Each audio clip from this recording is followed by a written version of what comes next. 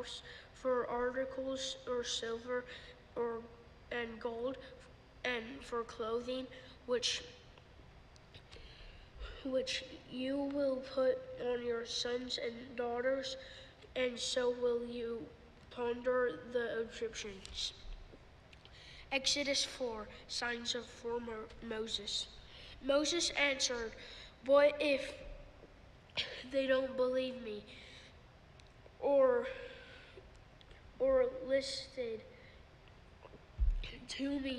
listen to me, says the Lord. Say the Lord. Did not appear to you? Then the Lord said to him, "What is that in your hand?" "A staff," he replied. The Lord said, "Throw it on the ground."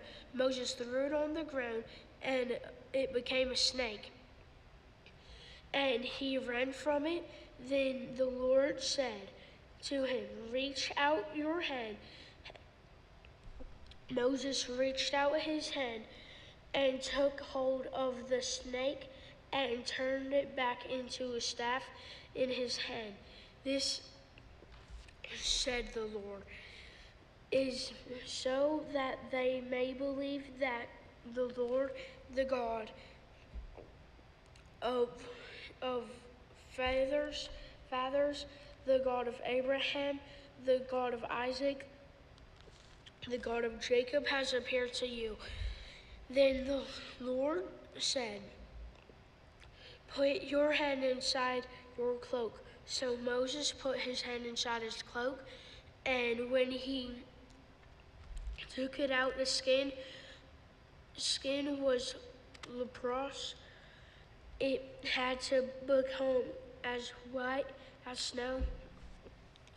"And now put it back into your cloak," he said. So Moses put his hand back into his cloak. When he took it out, he was restored like the rest of his flesh. Then the Lord said, If they do, then the Lord said, if they do not believe or pay attention to the second, but if they do not believe these two signs, or listen to you and take some water from the Nile and pour it on the dry ground, the water you take from the river will become blood on the ground." Moses said to the Lord, "Pardon your servant, the Lord.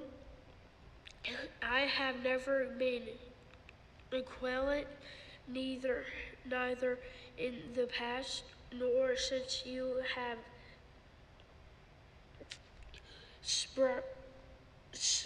spoken to your servant. I am slow of speech and tongue." The Lord said to him, Who gave humans being their mouths? Who makes them deaf or mute? Who gives them sight or makes them blind? Is it not I the Lord? Now go. I will help you speak and teach of what to say. But Moses said, "Pardon your servant, Lord. Please send someone else." Then the Lord's anger burned against Moses, and he said, "What about your brother Aaron the Levite? I know he can speak well. He's already on his way to meet you and shall be glad to see you. You shall speak to him and put your words in his mouth. I will help both of you speak and will teach you what to do. He will speak to the people for you, and it will be you who are God to him. But take perform the signs with it. Moses returns to Egypt. Then Moses went back to Jethro, his father-in-law said to him, "Let me return my own people in Egypt to see if any of them are still alive."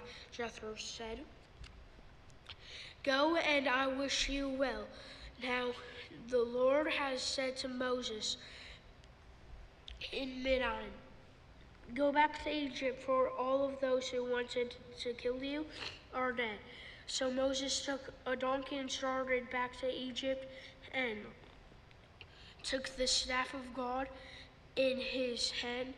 The Lord said to Moses, "When you return to Egypt, see all the wonders I have given you, the power to do, but I will harden his heart so that he will not let the people go." Then say to Pharaoh, "This is what the Lord says. Israel is my firstborn son. I told you, let my son go, so he may worship me. But you refuse to let him go, so I will kill your firstborn son." At lodging place on the Lord met Moses and was about to kill him, but Zipporah took a flint knife, cut off her son's foreskin, and touched Moses' feet with it. "Surely you are a bridegroom of blood to me," she said.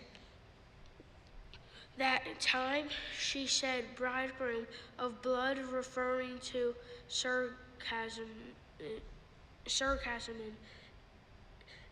The Lord said to Aaron, "Go into the wilderness to meet Moses." So he met Moses at the mountain and kissed him. Then Moses told Aaron everything the Lord has sent him to say, and also about the signs he had commanded to perform. Moses and Aaron brought together all the elders and Israelites, and Aaron told them to Moses. He also performed. They believed, and when they heard that the Lord was concerned about them, had seen their misery, they bowed down and worshipped. Exodus chapter 5, bricks without straw. Afterward, Moses and Aaron went on to Pharaoh and said, "This is what the Lord, the God of Israel says. Let my people go, so they may hold a festival to the wilderness." Pharaoh said, "Who is the Lord?" Pharaoh said, "Who is the Lord, that I shall obey him and let the Israel go? Do I not know the Lord? I will not let Israel go." Then they said, "The God of the Hebrews has met with us. Now let us take a 3-day journey into the wilderness to offer sacrifices to the Lord. God may strike us with plagues or with the sword." But the king of Egypt said, taking the people away from their labor, "Get back to your work." Then Pharaoh said, "The people of the land are now numerous and you are stopping them from working. That same day, Pharaoh gave this order to them, the slave drivers and overseers in charge of the people. You are no longer supply the people with no straw or macking bricks. Let them go and gather their own straw, but require them to make the same number of bricks as before. They don't reduce the quota, crying out, "Let us go and work harder for the people," so that they keep working and pay at no attention to lies. Then the slave drivers and the overseers went out and said to the people, This is what Pharaoh says. I will not give you any more straw, and go get your own straw wherever you can find it. But work will not be reduced at all." So the people scattered all over Egypt to gather stubble to use for straw. The slave drivers kept processing them, saying, "Complete the work as required of you each day, just as when you had straw." And Pharaoh's slave drivers beat the Israelites overseas, the appointed, demanding, "Why haven't you met your quota of bricks yesterday or today?" Before then, the Israelites overseas went and appealed to Pharaoh. "This is why you have treated your servants this way. Your servants are given no straw. We are told to make bricks. Our servants are being beaten, but the fault is with your own people." Pharaoh said, "Lazy, that's what you keep saying. Let's go and sacrifice to the Lord. Now get to work. You will not be given any work to be given any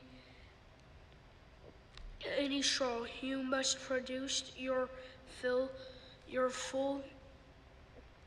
of bricks." The Israelites overseas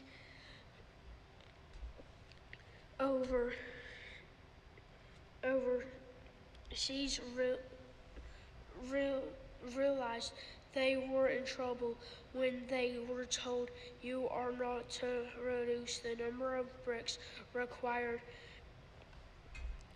of you for each day." When they left Pharaoh, they found Moses and Aaron waiting to meet them, and they said, "May the Lord look on you and judge you. You have made us obnoxious to Pharaoh and his official, and have put a sword in their hand to kill us." God promises deliverance. Moses returned to the Lord and said, "Why, Lord, why have you pleased you sent me? Ever since I went to Pharaoh to speak in your name, he has brought trouble on these people, and you have not rescued your people at all." Chapter 6, Exodus. Then the Lord said to Moses, "Now you will see what I will do to Pharaoh because of my mighty hand. He will let them go because of my mighty hand will drive them out of his country." God also said to Moses, "I am the Lord. I appeared to Abraham, to Isaac, and to Jacob as the Lord. I did not make myself fully. I've known to not make them. I also established my covenant with them to give them the land of Canaan, where they resided as foreigners. Moreover, I have heard the groaning of the Israelites, whom the Egyptians are enslaving, and I have remembered my covenant. Therefore says to the Israelites, I am the Lord. I will bring you under from the Egyptians. I will free you." Yeah, it's all right there. Right here? Yep.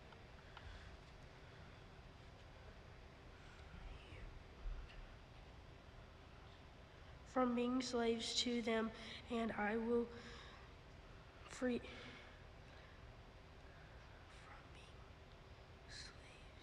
from being slaves to them, and I will free you. Will not and out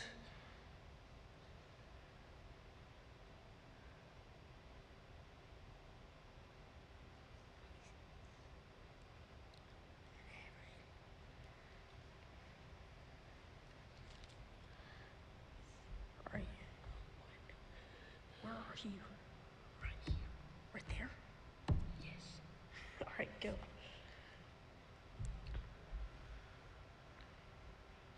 "From being slaves to them, and I will freedom."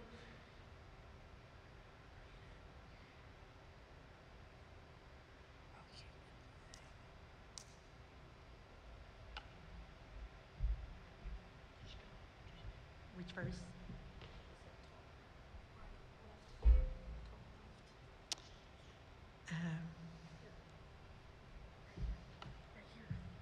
Oh, okay.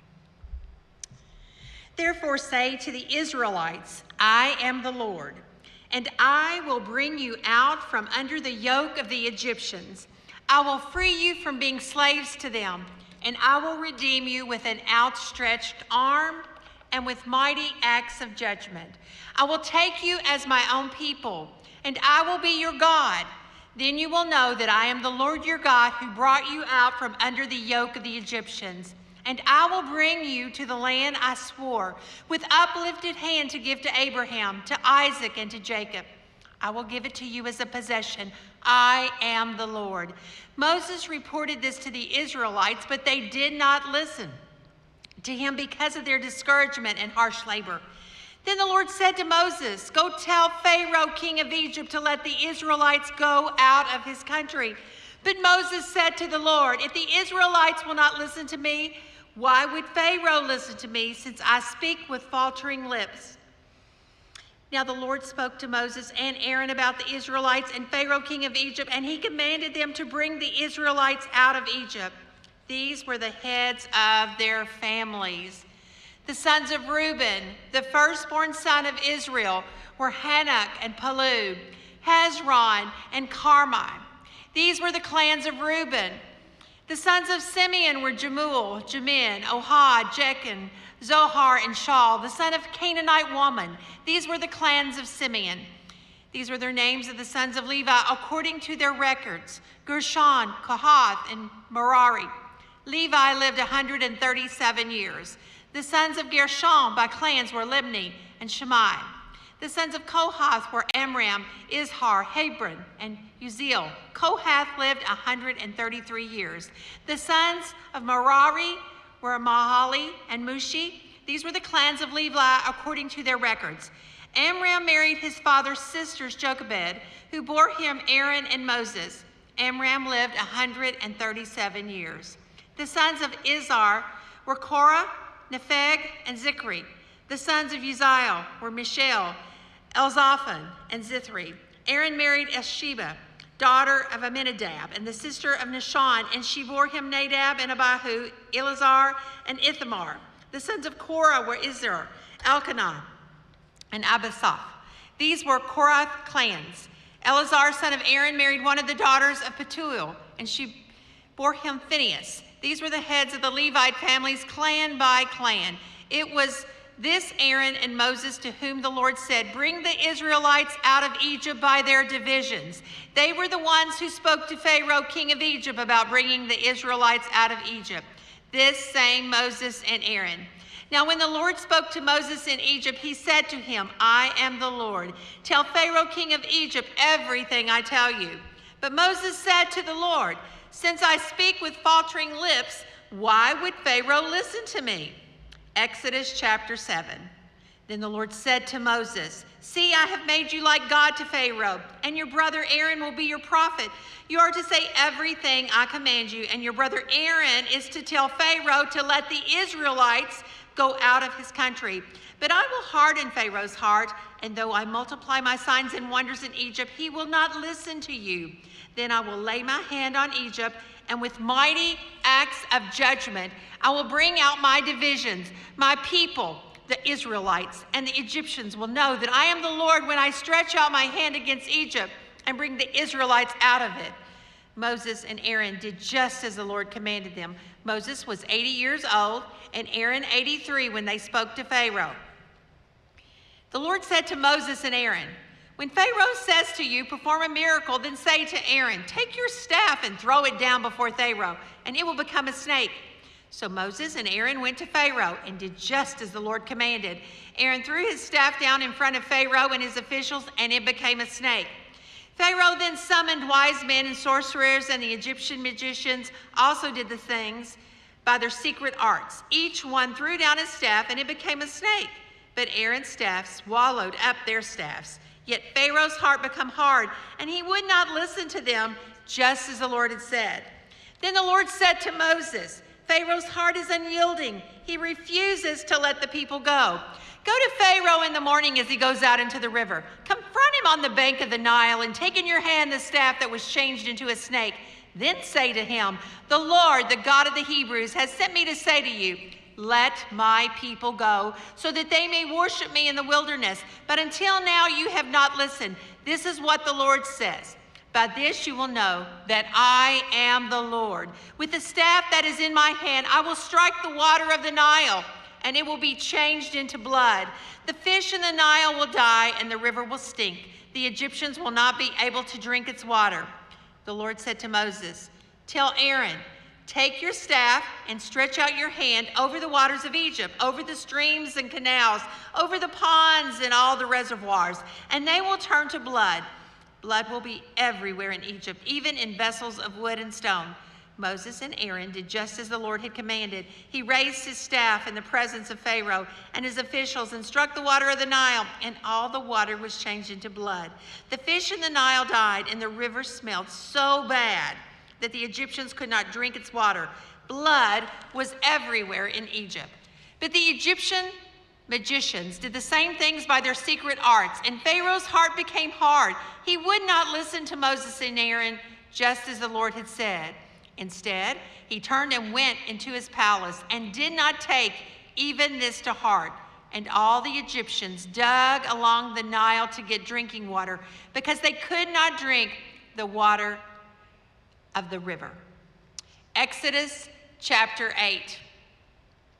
7 days passed after the Lord struck the Nile. Then the Lord said to Moses, "Go to Pharaoh and say to him, 'This is what the Lord says, let my people go, so that they may worship me. If you refuse to let them go, I will send a plague of frogs on your whole country.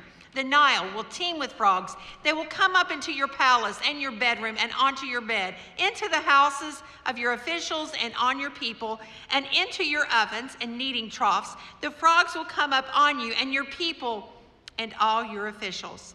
Then the Lord said to Moses, "Tell Aaron, stretch out your hand with your staff over the streams and canals and ponds and make frogs come up on the land of Egypt."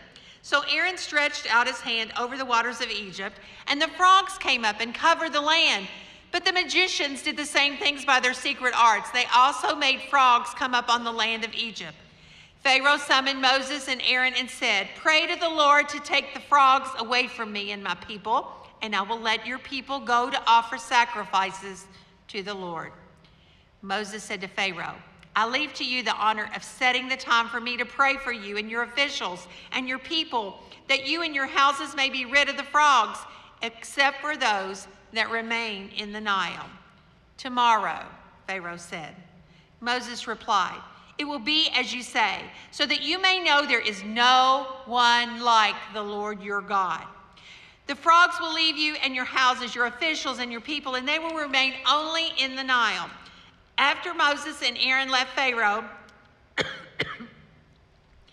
Moses cried out to the Lord about the frogs he had brought on Pharaoh, and the Lord did what Moses asked. The frogs died in the houses, in the courtyards, and in the fields. They were piled into heaps, and the land reeked of them.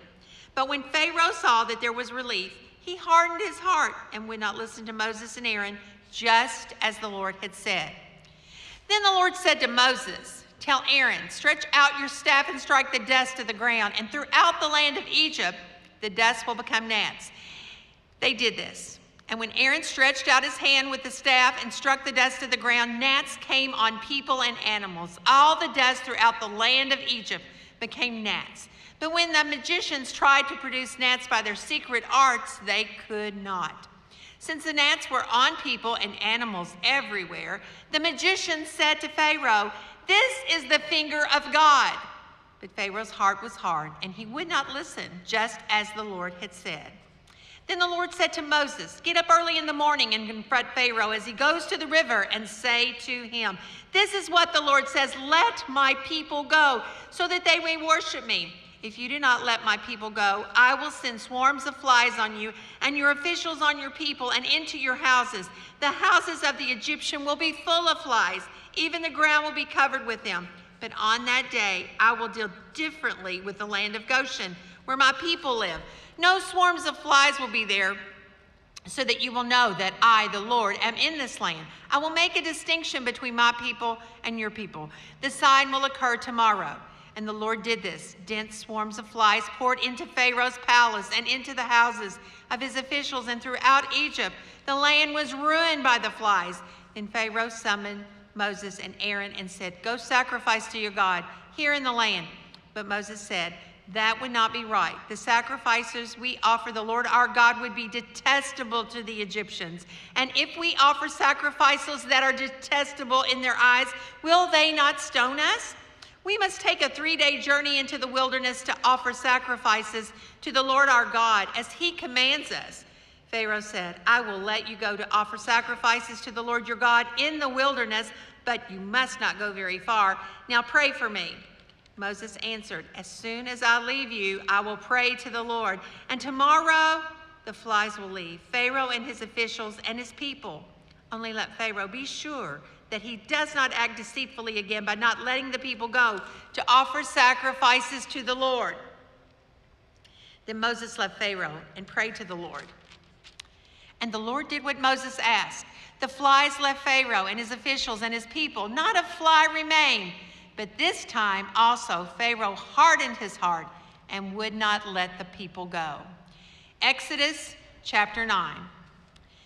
Then the Lord said to Moses, "Go to Pharaoh and say to him, 'This is what the Lord, the God of the Hebrews, says, let my people go, so that they may worship me. If you refuse to let them go and continue to hold them back, the hand of the Lord will bring a terrible plague on your livestock in the field, on your horses, donkeys, and camels, and on your cattle, sheep, and goats. But the Lord will make a distinction between the livestock of Israel and that of Egypt, so that no animal belonging to the Israelites will die.' The Lord set a time and said, 'Tomorrow the Lord will do this in the land.' And the next day the Lord did it. All the livestock of the Egyptians died, but not one animal belonging to the Israelites died. Pharaoh investigated and found that not even one of the animals of the Israelites had died. Yet his heart was unyielding, and he would not let the people go. Then the Lord said to Moses and Aaron, "Take handfuls of soot from a furnace and have Moses toss it into the air in the presence of Pharaoh. It will become fine dust over the whole land of Egypt. The festering boils will break out on people and animals throughout the land." So they took soot from a furnace and stood before Pharaoh. Moses tossed it into the air, and festering boils broke out on people and animals. The magicians could not stand before Moses because of the boils that were on them and on all the Egyptians. But the Lord hardened Pharaoh's heart, and he would not listen to Moses and Aaron, just as the Lord had said to Moses. Then the Lord said to Moses, "Get up early in the morning, confront Pharaoh, and say to him, 'This is what the Lord, the God of the Hebrews, says. Let my people go, so that they may worship me. Or this time I will send the full force of my plagues against you and against your officials and your people, so that you may know that there is none like me in all of the earth. For by now I could have stretched out my hand and struck you and your people with a plague that would have wiped you off the earth. But I have raised you up for this very purpose, that I might show you my power, and that my name might be proclaimed in all the earth. You still set yourself against my people and will not let them go. Therefore, at this time tomorrow, I will send the worst hailstorm that has ever fallen on Egypt from the day it was founded till now. Give an order now to bring your livestock and everything you have in the field to a place of shelter, because the hail will fall on every person and animal that has not been brought in and is still out in the field, and they will die." Those officials of Pharaoh who feared the word of the Lord hurried to bring their slaves and their livestock inside. But those who ignored the word of the Lord left their slaves and livestock in the field. Then the Lord said to Moses, "Stretch out your hand toward the sky so that the hail will fall over all Egypt, on people and animals and on everything growling in the fields of Egypt." When Moses stretched out his staff toward the sky, the Lord sent thunder and hail and lightning flashed down to the ground. So the Lord rained hail on the land of Egypt. Hail fell and lightning flashed back and forth. It was the worst storm in all the land of Egypt since it had become a nation. Throughout Egypt, hail struck everything in the fields, both people and animals. It beat down everything growing in the fields and stripped every tree. The only place it did not hail was the land of Goshen, where the Israelites were. Then Pharaoh summoned Moses and Aaron. "This time I have sinned," he said to them. "The Lord is in the right, and I and my people are in the wrong. Pray to the Lord, for we have had enough thunder and hail. I will let you go. You don't have to stay any longer."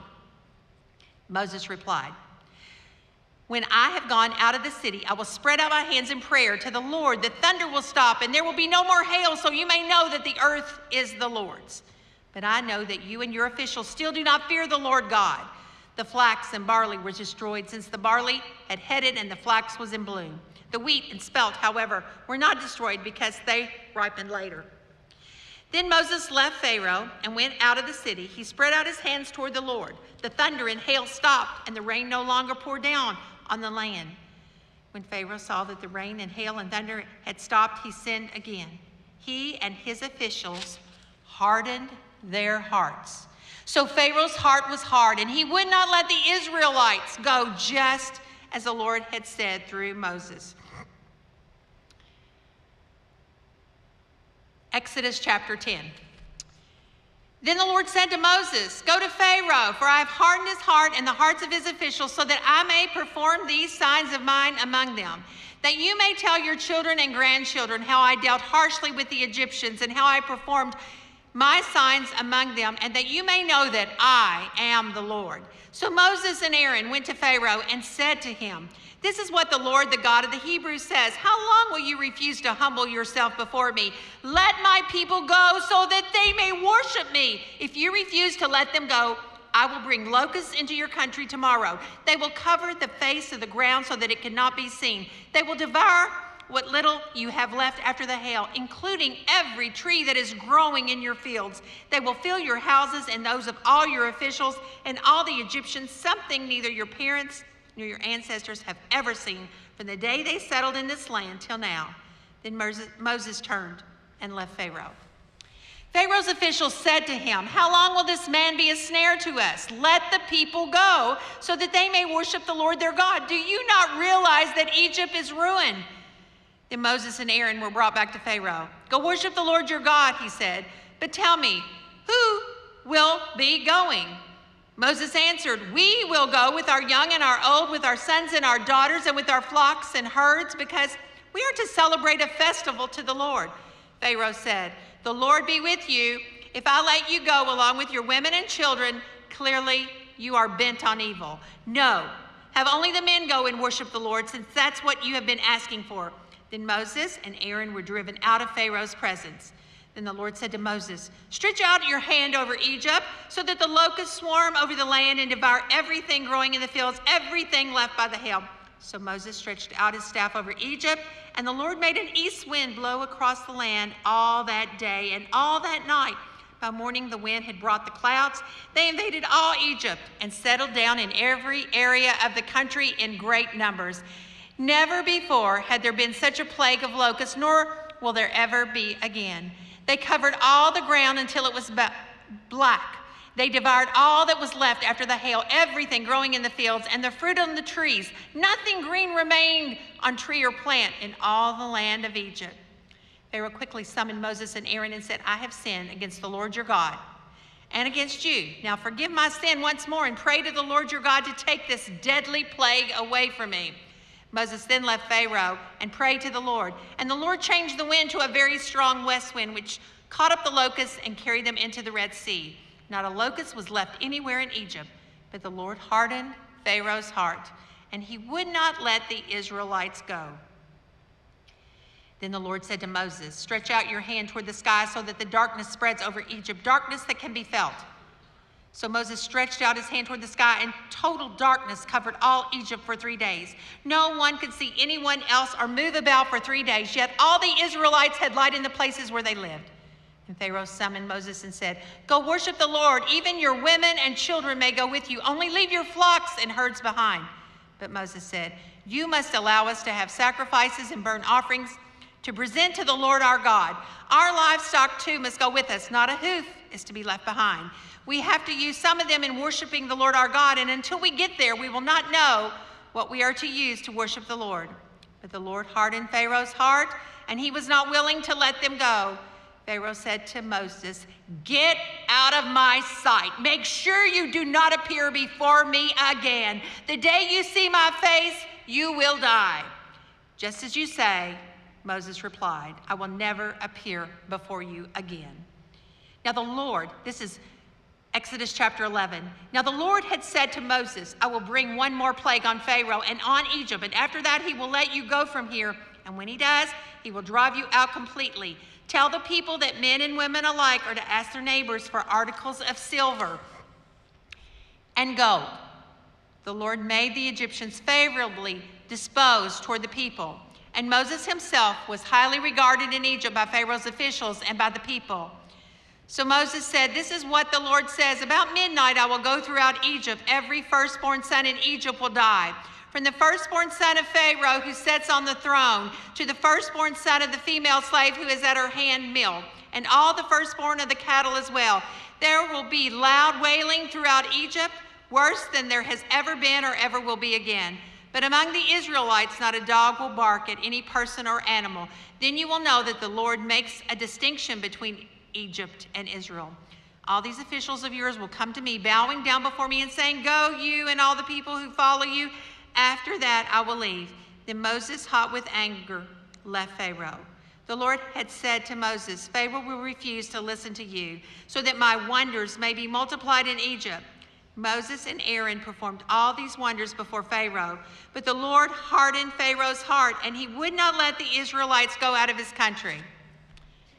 Exodus chapter 12. You want to read some more?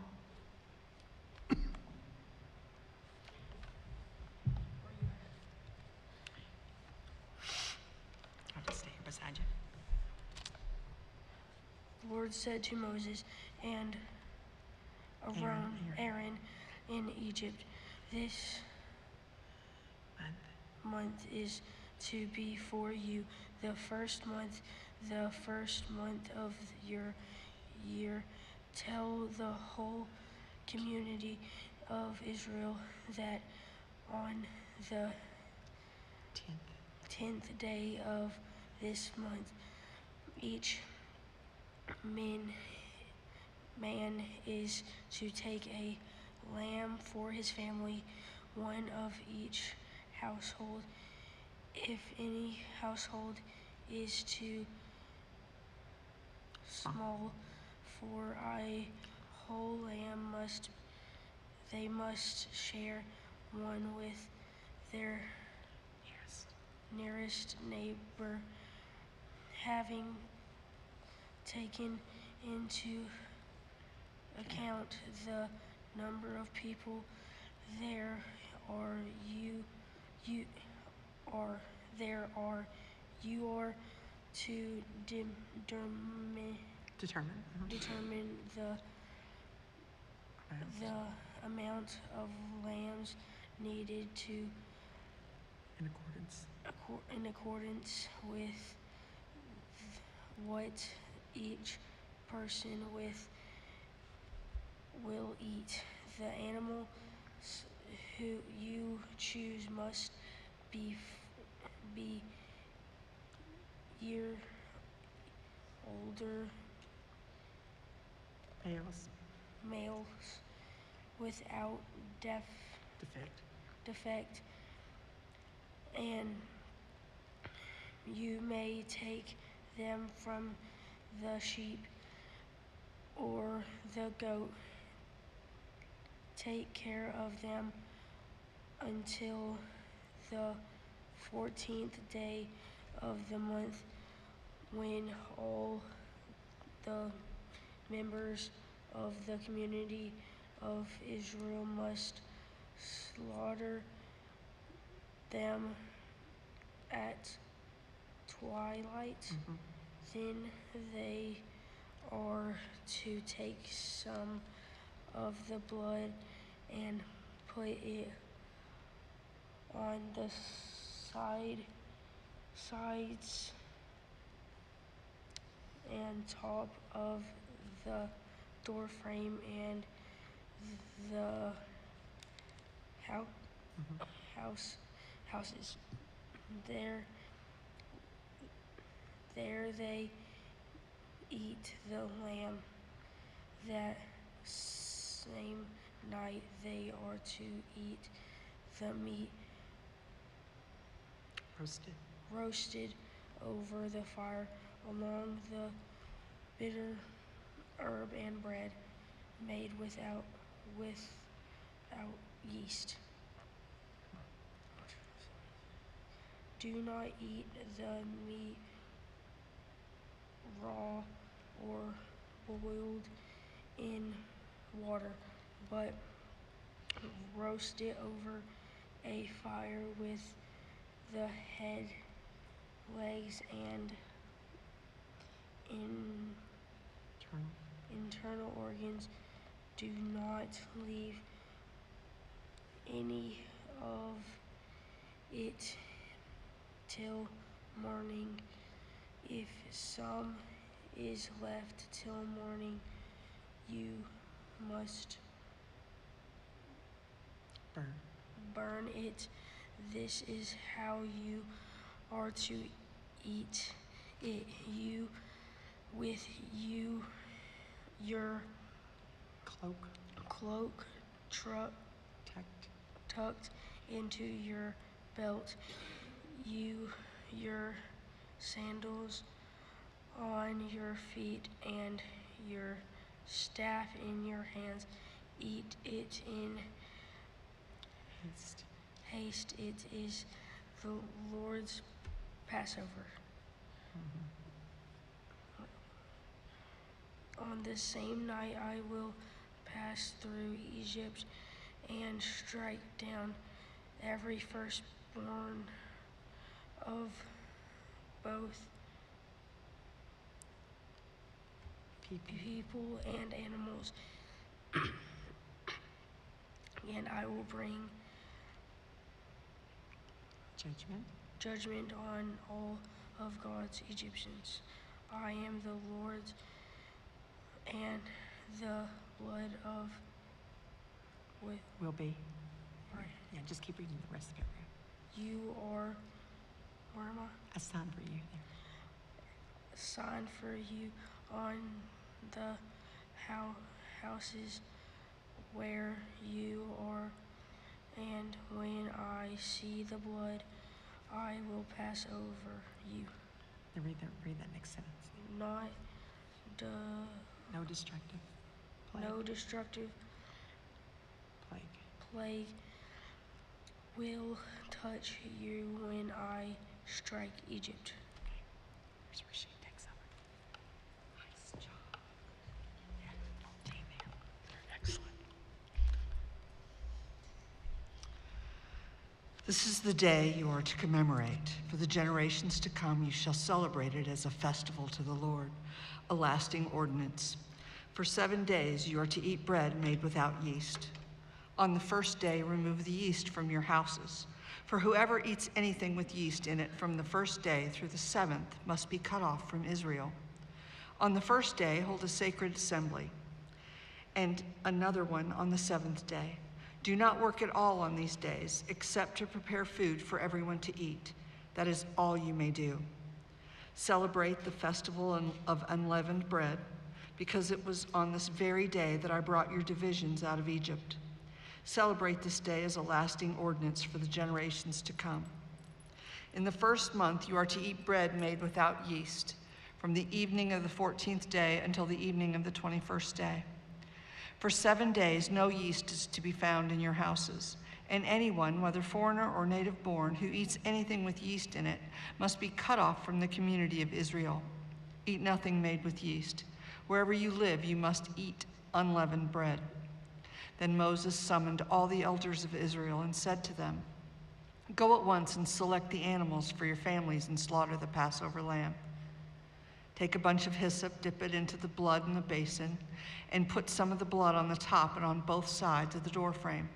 None of you shall go out of the door of your house until morning. When the Lord goes through the land to strike down the Egyptians, he will see the blood on the top and the sides of the doorframe and will pass over that doorway, and he will not permit the destroyer to enter your houses and strike you down. Obey these instructions as a lasting ordinance for you and your descendants. When you enter the land that the Lord will give you as he promised, observe this ceremony. And when your children ask you, 'What does this ceremony mean?' then tell them, 'It is the Passover sacrifice to the Lord who passed over the houses of the Israelites in Egypt and spared our homes when he struck down the Egyptians.' Then the people bowed down and worshiped. The Israelites did just what the Lord commanded Moses and Aaron. At midnight, the Lord struck down all the firstborn in Egypt, from the firstborn of Pharaoh, who sat on the front throne, to the firstborn of the prisoner who was in the dungeon, and the firstborn of all the livestock as well. Pharaoh and all his officials and all the Egyptians got up during the night, and there was loud wailing in Egypt, for there was not a house without someone dead. During the night, Pharaoh summoned Moses and Aaron and said, 'Up, leave my people, you and the Israelites. Go, worship the Lord as you have requested. Take your flocks and herds as you have said, and go, and also bless me.' The Egyptians urged the people to hurry and leave the country, for otherwise they said, 'We will all die.'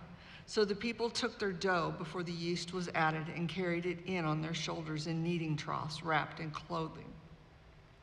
The Israelites did as Moses instructed and asked the Egyptians for articles of silver and gold for clothing. The Lord had made the Egyptians favorably disposed toward the people, and they gave them what they asked for, so they plundered the Egyptians. The Israelites journeyed from Ramesses to Succoth. There were about 600,000 men on foot, besides women and children. Many other people went up with them, and also large droves of livestock, both flocks and herds. With the dough the Israelites had brought from Egypt, they baked loaves of unleavened bread. The dough was without yeast because they had been driven out of Egypt and did not have time to prepare food for themselves. Now the length of time the Israelite people lived in Egypt was 430 years. At the end of the 430 years, to the very day, all the Lord's divisions left Egypt, because the Lord kept vigil that night to bring them out of Egypt. On this night, all the Israelites are to keep vigil to the honor to honor the Lord for the generations to come.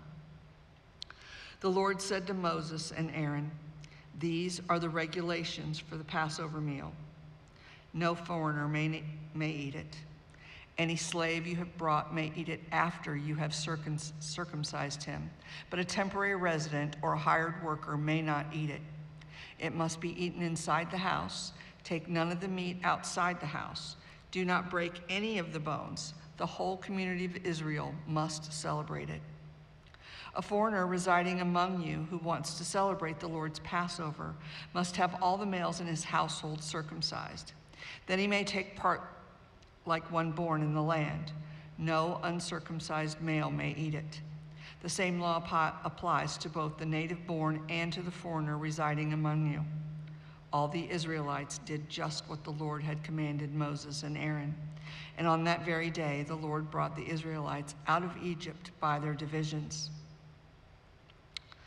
The Lord said to Moses, "Consecrate to me every firstborn male.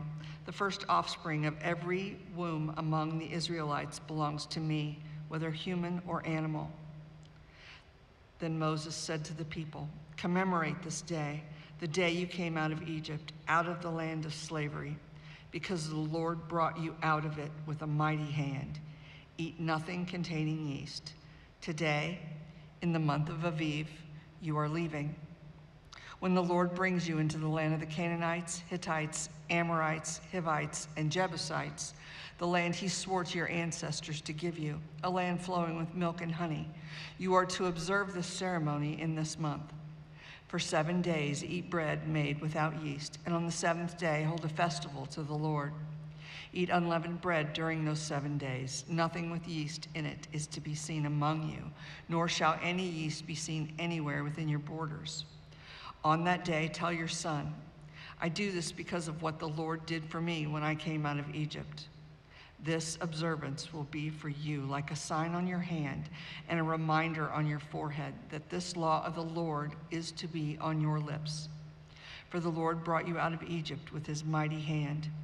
You must keep this ordinance at the appointed time, year after year.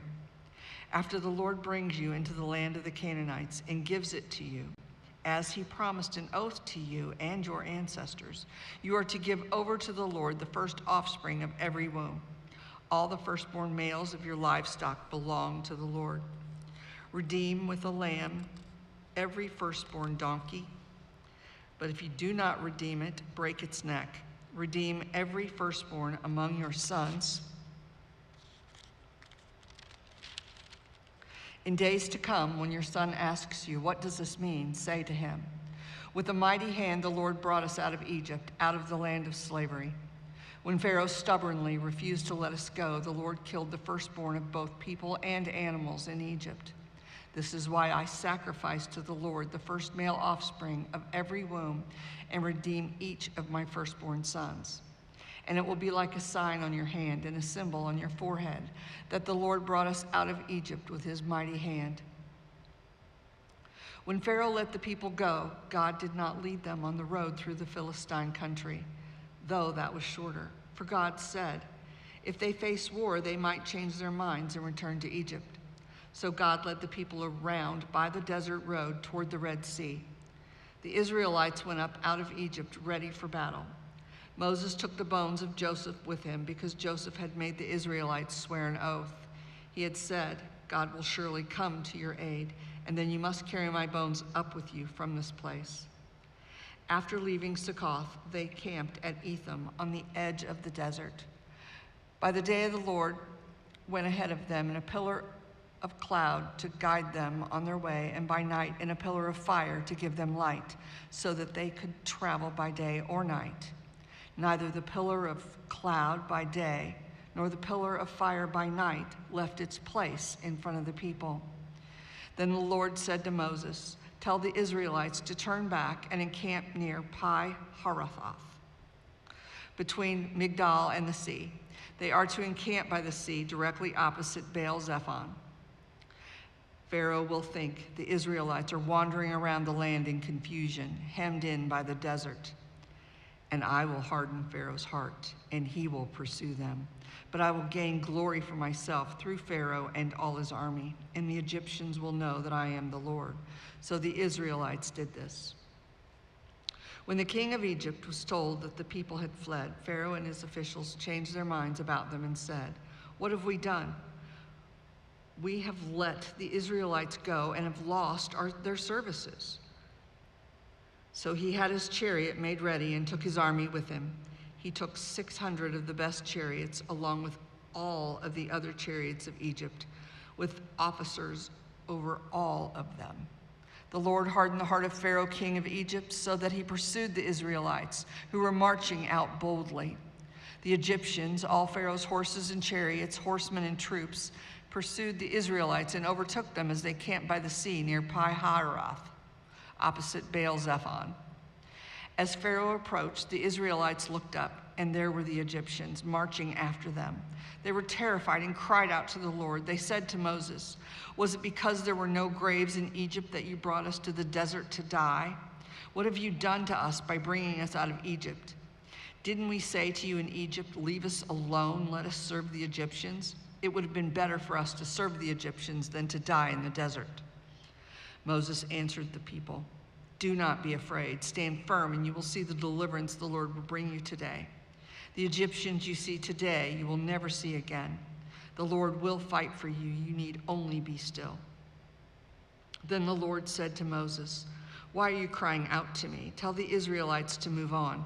Raise your staff and stretch out your hand over the sea to divide the water so that the Israelites can go through the sea on dry ground. I will harden the hearts of the Egyptians so that they will go in after them, and I will gain glory through Pharaoh and all his army, through his chariots and his horsemen. The Egyptians will know that I am Lord when I gain glory through Pharaoh, his chariots, and his horsemen." Then the angel of God, who had been traveling in front of Israel's army, withdrew and went behind them. The pillar of cloud also moved from in front and stood behind them, coming between the armies of Egypt and Israel. Throughout the night, the cloud brought darkness to one side and light to the other side, so neither went near the other all night long.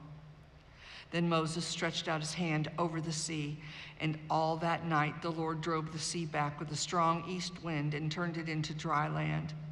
The waters were divided, and the Israelites went through the sea on dry ground, with a wall of water on their right and on their left.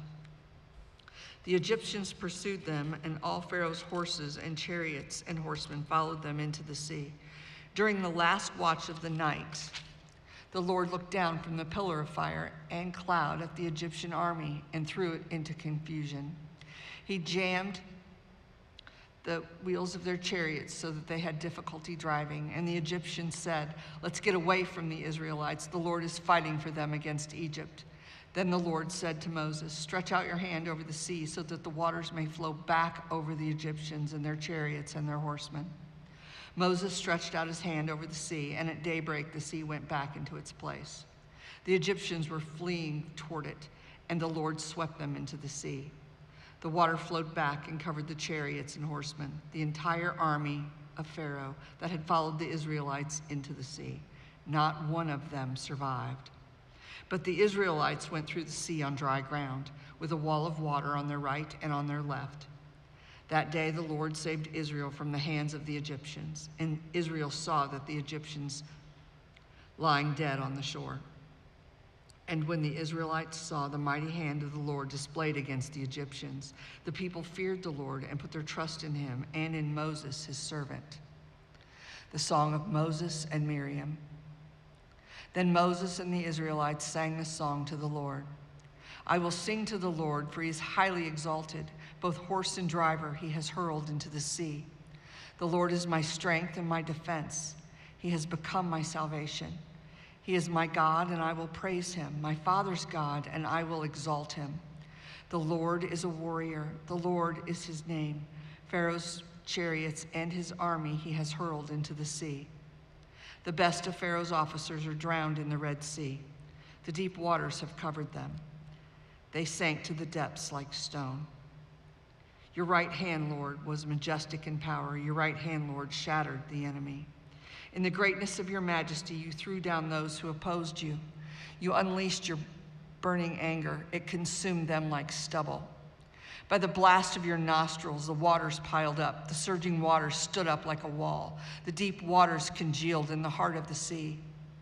The enemy boasted, I will pursue. I will overtake them. I will divide the spoils. I will gorge myself on them. I will draw my sword, and my hand will destroy them. But you blew with your breath, and the sea covered them. They sank like lead in the mighty waters.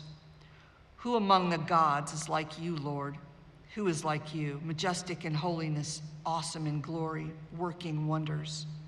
You stretch out your right hand, and the earth swallows your enemies. In your unfailing love, you will lead the people you have redeemed. In your strength, you will guide them to your holy dwelling. The nations will hear and tremble. Anguish will grip the people of Philistia. The chiefs of Edom will be terrified. The leaders of Moab will be seized with trembling. The people of Canaan will melt away. Terror and dread will fall on them. By the power of your arm, they will be as still as a stone until your people pass by, Lord, until the people you brought pass by. You will bring them in and plant them on the mountain of your inheritance, the place, Lord, you made for your dwelling, the sanctuary, Lord, your hands established. The Lord reigns forever and ever. When Pharaoh's horses and chariots and horsemen went into the sea, the Lord brought the waters of the sea back over them, but the Israelites walked through the sea on dry ground. Then Miriam the prophet, Aaron's sister, took a timbrel in her hand, and all the women followed her. With timbrels and dancing, Miriam sang to them, Sing to the Lord, for he is highly exalted. Both horse and driver he has hurled into the sea. Then Moses led Israel from the Red Sea, and they went into the desert of Shur.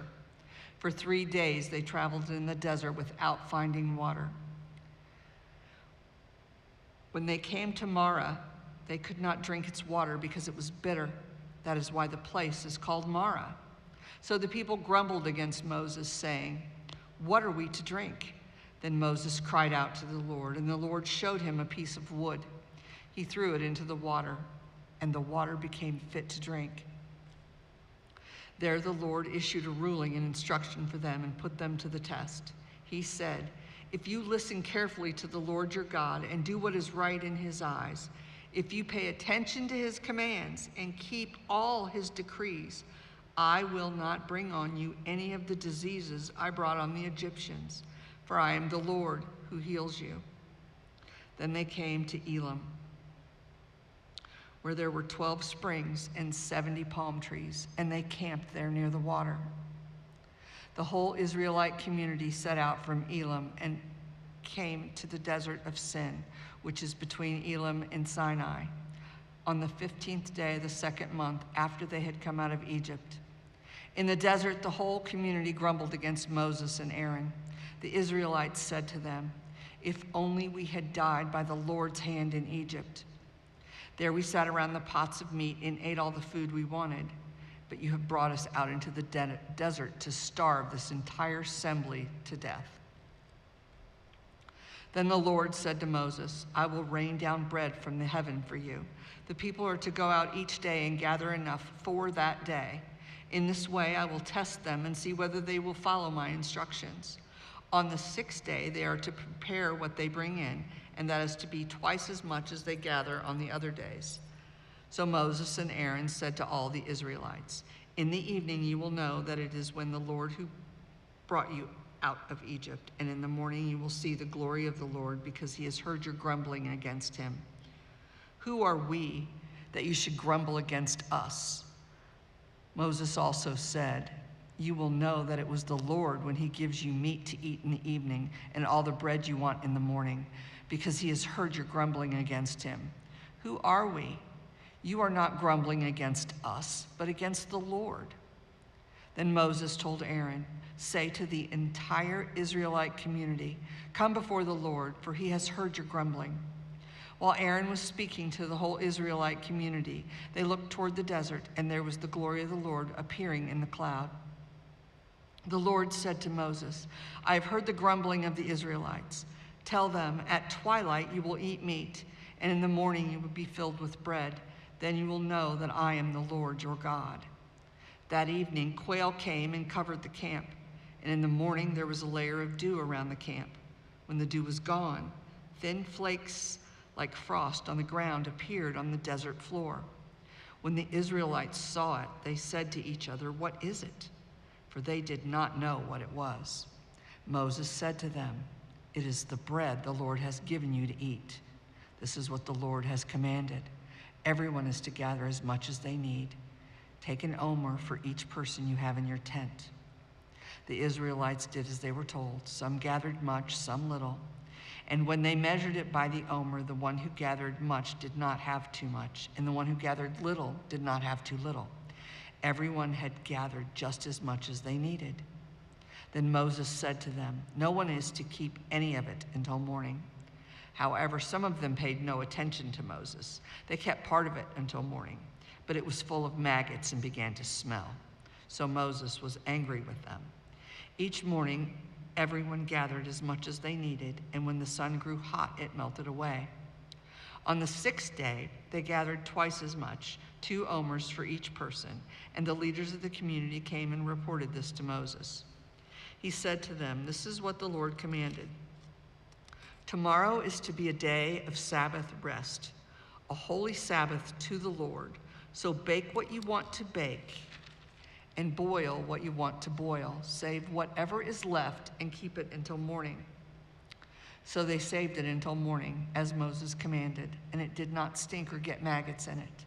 "Eat it today," Moses said, "because today is a Sabbath to the Lord. You will not find any of it on the ground today. 6 days you are to gather it, but on the 7th day, the Sabbath, there will not be any." Nevertheless, some of the people went on the 7th day to gather it, but they found none. Then the Lord said to Moses, "How long will you refuse to keep my commands and my instructions? Bear in mind that the Lord has given you the Sabbath. That is why on the 6th day he gives you bread for 2 days. Everyone is to stay where they are on the 7th day. No one is to go out." So the people rested on the 7th day. The people of Israel called the bread manna. It was white like coriander seed and tasted like wafers made with honey. Moses said, "This is what the Lord has commanded. Take an omer of manna and keep it for the generations to come, so that they can see the bread I gave you to eat in the wilderness when I brought you out of Egypt." So Moses said to Aaron, "Take a jar and put an omer of manna in it. Then place it before the Lord to be kept for generations to come." As the Lord commanded Moses, Aaron put the manna with the tablets of the covenant law so that it might be preserved. The Israelites ate manna for 40 years until they came to a land that was settled. They ate manna until they reached the border of Canaan. The whole Israelite community set out from the desert of Sin, traveling from place to place as the Lord commanded. They camped at Rephidim, but there was no water for the people to drink. So they quarreled with Moses and said, "Give us water to drink." Moses replied, "Why do you quarrel with me? Why do you put the Lord to the test?" But the people were thirsty for water there, and they grumbled against Moses. They said, "Why did you bring us up out of Egypt to make us and our children and livestock die of thirst?" Then Moses cried out to the Lord, "What am I to do with these people? They are almost ready to stone me." The Lord answered Moses, "Go out in front of the people, take with you some of the elders of Israel, and take in your hand the staff with which you struck the Nile, and go. I will stand there before you by the rock of Horeb. Strike the rock, and the water will come out of it for the people to drink." So Moses did this in the sight of the elders of Israel, and he called the place Massah and Meribah, because the Israelites quarreled and because they tested the Lord, saying, "Is the Lord coming among us or not?" The Amalekites came and attacked the Israelites at Rephidim. Moses said to Joshua, "Choose some of our men and go out to fight the Amalekites. Tomorrow I will stand up on top of the hill with the staff of God in my hands." So Joshua fought the Amalekites as Moses had ordered, and Moses, Aaron, and Hur went to the top of the hill. As long as Moses held up his hands, the Israelites were winning. But whenever he lowered his hands, the Amalekites were winning. When Moses' hands grew tired, they took a stone and put it under him, and he sat on it. Aaron and Hur held his hands up, one on one side, one on the other, so that his hands remained steady till sunset. So Joshua overcame the Amalekite army with the sword. Then the Lord said to Moses, "Write this on a scroll as something to be remembered, and make sure that Joshua hears it. Because I will completely blot out the name of Amalek from under heaven." Moses built an altar and called it, "The Lord is my banner."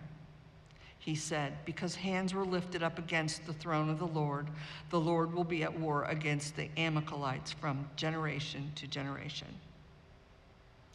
Now Jethro, the priest of the Midian and father-in-law of Moses, heard of everything God had done for Moses and for his people Israel, and how the Lord had brought Israel out of Egypt. After Moses had sent away his wife Zipporah, his father-in-law Jethro received her and her 2 sons. One son was named Gershom, for Moses said, "I have become a foreigner in a foreign land," and the other was named Eliezer. For he said, "My father's God was my helper, and he saved me from the sword of Pharaoh." Jethro, Moses' father-in-law, together with Moses' sons and wife, came to him in the wilderness where he had camped near the mountain of God. Jethro had sent word to him, "I, your father-in-law Jethro, am coming to you with your wife and her 2 sons." So Moses went out to meet his father-in-law and bowed down and kissed him. They greeted each other and then went into the tent. Moses told his father-in-law about everything the Lord had done to Pharaoh and the Egyptians for Israel's sake, and about all the hardships they had met along the way and how the Lord had saved them. Jethro was delighted to hear about all the good things the Lord had done for Israel in rescuing them from the hand of the Egyptians. He said, "Praise be to the Lord who rescued you from the hand of the Egyptians and of Pharaoh, and who rescued the people from the hand of the Egyptians. Now I know that the Lord is greater than all other gods, for he did this to those who had treated Israel arrogantly." Then Jethro, Moses' father-in-law, brought a burnt offering and other sacrifices to God. And Aaron came with all the elders of Israel to eat a meal with Moses' father-in-law in the presence of God. The next day Moses took to his seat to serve as judge for the people, and they stood around him from morning till evening. When his father-in-law saw all that Moses was doing for the people, he said, "What is this you are doing for the people? Why do you alone sit as judge, while all these people stand around you from morning till evening?" Moses answered him, "Because the people come to me to seek God's will. Whenever they have a dispute, it is brought to me, and I decide between the parties and inform them of God's decrees and instructions." Moses' father-in-law replied, "What you are doing is not good. You and these people who come to you will only wear yourselves out. The work is too heavy for you. You cannot handle it alone. Listen now to me, and I will give you some advice, and may God be with you. You must be the people's representative before God and bring their disputes to him. Teach them his decrees and instructions, and show them the way they are to live and how they are to behave. But select capable men from all the people, men who fear God, trustworthy men who hate dishonest gain, and appoint them as officials over thousands, hundreds, fifties, and tens. Have them serve as judges for the people at all times, but have them bring every difficult case to you. The simple cases they can decide themselves. That will make your load lighter, because they will share it with you. If you do this, and God so commands, you will be able to stand the strain, and all these people will go home satisfied." Moses listened to his father-in-law and did everything he said. He chose capable men from all Israel and made them leaders of the people, officials over thousands, hundreds, fifties, and tens. They served as judges for the people at all times. The difficult cases they brought to Moses, but the simple ones they decided themselves. Then Moses sent his father-in-law on his way, and Jethro returned to his own country. On the first day of the 3rd month after the Israelites left Egypt, on that very day they came to the desert of Sinai. After they set out from Rephidim, they entered the desert of Sinai, and Israel camped there in the desert in front of the mountain. When Moses went up to God, and the Lord called to him from the mountain and said, "This is what you are to say to the descendants of Jacob, and what you are to tell the people of Israel. You yourselves have seen what I did to Egypt, and how I carried you on eagle's wings and brought you to myself. Now if you obey me fully and keep my covenant, then out of all nations you will be my treasured possession. Although the whole earth is mine, you will be for me a kingdom of priests and a holy nation. These are the words you are to speak to the Israelites." So Moses went down and summoned the elders of the people and set before them all the words the Lord had commanded him to speak. The people all responded together, "We will do everything the Lord has said." So Moses brought their answer back to the Lord. The Lord said to Moses, "I am going to come to you in a dense cloud, so that the people will hear me speaking with you and will always put their trust in you." Then Moses told the Lord what the people had said. And the Lord said to Moses, "Go to the people and consecrate them today and tomorrow. Have them wash their clothes and be ready by the third day, because on that day the Lord will come down on Mount Sinai in the sight of all the people. Put limits for the people around the mountain and tell them, 'Be careful that you do not approach the mountain or touch the foot of it. Whoever touches the mountain is to be put to death. They are to be stoned or shot with arrows. Not a hand is to be laid on them. No person or animal shall be permitted to live. Only when the ram's horn sounds a long blast may they approach the mountain.'" After Moses had gone down the mountain to the people, he consecrated them, and they washed their clothes. Then he said to the people, "Prepare yourselves for the third day. Abstain from sexual relations." On the morning of the third day, there was thunder and lightning, with a thick cloud over the mountain and a very loud trumpet blast. Everyone in the camp trembled. Then Moses led the people out of the camp to meet with God, and they stood at the foot of the mountain. Mount Sinai was covered with smoke, because the Lord descended on it in fire. The smoke billowed up from it like smoke from a furnace, and the whole mountain trembled violently. As the sound of the trumpet grew louder and louder, Moses spoke, and the voice of God answered him. The Lord descended to the top of Mount Sinai and called Moses up to the top of the mountain. So Moses went up, and the Lord said to him, "Go down and warn the people so that they do not force their way through to see the Lord, and many of them perish. Even the priests who approach the Lord must consecrate themselves, or the Lord will break out against them." Moses said to the Lord, "The people cannot come up Mount Sinai because you yourself warned us. Put limits around the mountain and set it apart as holy." The Lord replied, "Go down and bring Aaron up with you, but the priests and the people must not force their way through to come up to the Lord, or he will break out against them." So Moses went down to the people and told them. And God spoke all these words, "I am the Lord your God, who brought you out of Egypt, out of the land of slavery. You shall have no other gods before me. You shall not make for yourself an image in the form of anything in heaven above, or on the earth beneath, or in the waters below. You shall not bow down to them or worship them. For I, the Lord your God, am a jealous God, punishing the children for the sin of the parents to the third and fourth generation of those who hate me, but showing love to 1,000 generations of those who love me and keep my commandments. You shall not misuse the name of the Lord your God, for the Lord will not hold anyone guiltless who misuses his name. Remember the Sabbath day by keeping it holy. 6 days you shall labor and do all your work, but the seventh day is a Sabbath to the Lord your God. And on it you shall not do any work, neither you, nor your son or daughter, nor your male or female servant, nor your animals, nor any foreigner residing in your towns. For in 6 days the Lord made the heavens and the earth, the sea, and all that is in them. And he rested on the seventh day. Therefore, the Lord blessed the Sabbath day and made it holy. Honor your father and your mother so that you may live long on the land the Lord your God is giving you. You shall not murder. You shall not commit adultery. You shall not steal. You shall not give false testimony against your neighbor. You shall not covet your neighbor's house. You shall not covet your neighbor's wife, or his male or female servant, his ox or donkey, or anything that belongs to your neighbor. When the people saw the thunder and lightning and heard the trumpet and saw the mountain and smoke, they trembled with fear.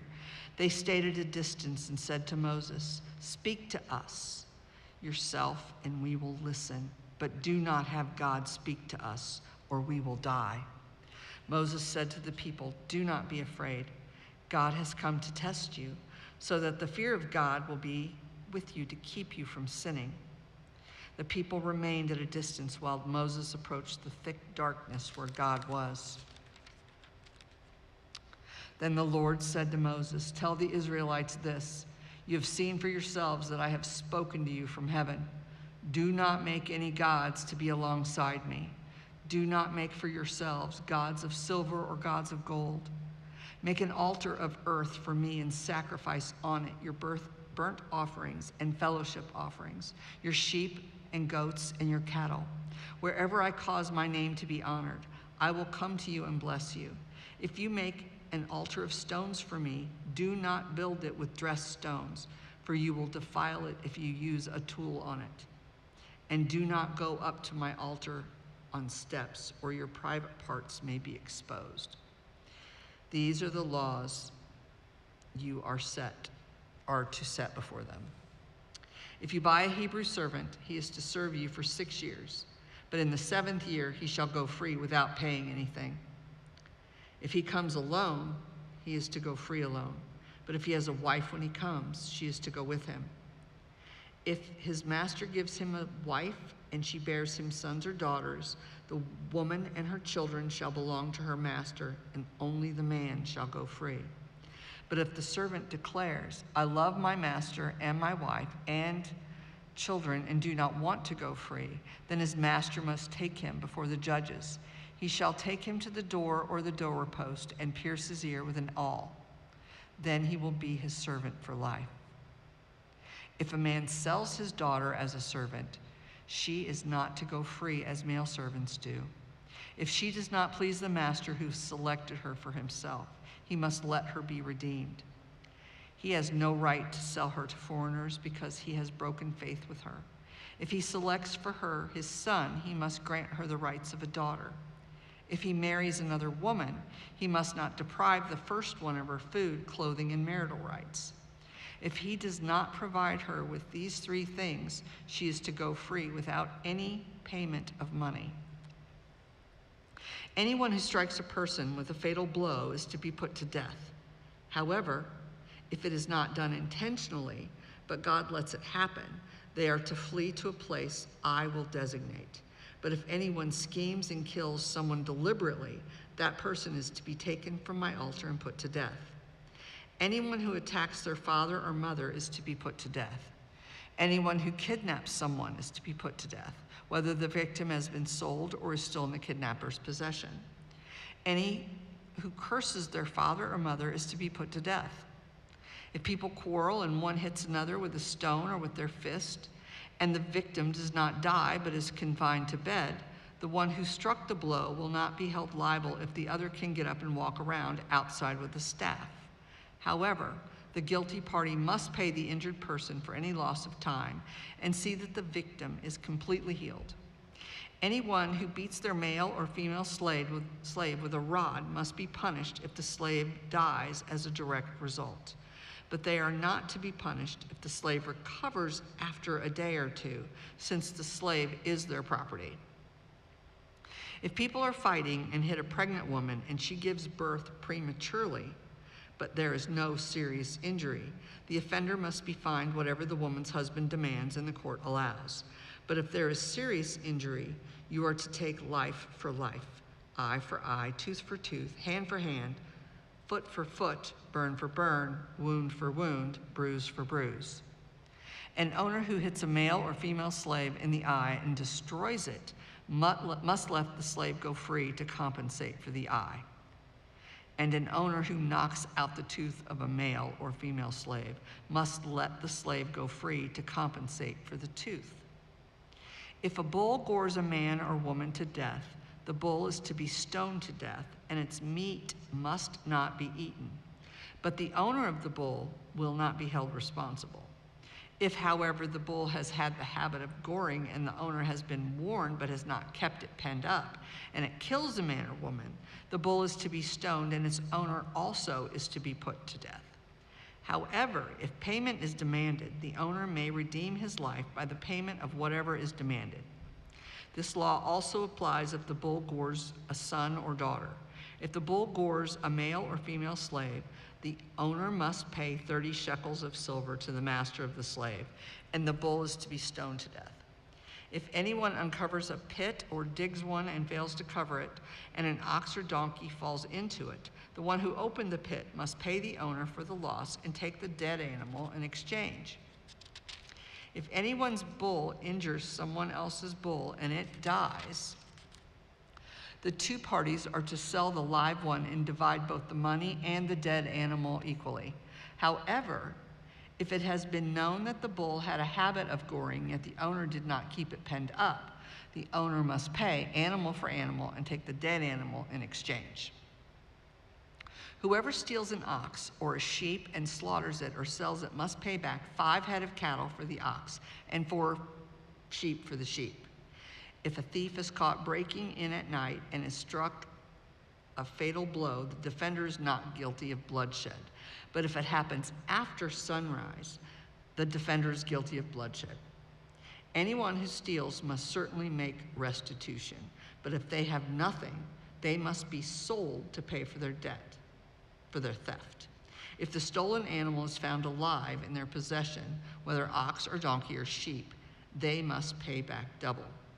If anyone grazes their livestock in a field or vineyard and lets them stray and they graze in someone else's field, the offender must make restitution from the best of their own field or vineyard. If a fire breaks out and spreads into the thorn bush so that it burns shocks of grain or standing grain or the whole field, the one who started the fire must make restitution. If anyone gives a neighbor silver or goods for safekeeping and they are stolen from the neighbor's house, the thief, if caught, must pay back double. But if the thief is not found, the owner of the house must appear before the judges, and they must determine whether the owner of the house has laid the hands on the other person's property. In all cases of illegal possession of an ox, a donkey, a sheep, a garment, or any other lost property about which somebody says, "This is mine," both parties are to bring their cases before the judges. The one whom the judges declare guilty must pay back double to the other. If anyone gives a donkey, an ox, a sheep, or any other animal to their neighbor for safekeeping, and it dies or is injured or is taken away while no one is looking, the issue between them will be settled by the taking of an oath before the Lord that the neighbor did not lay hands on the other person's property. The owner is to accept this and no restitution required.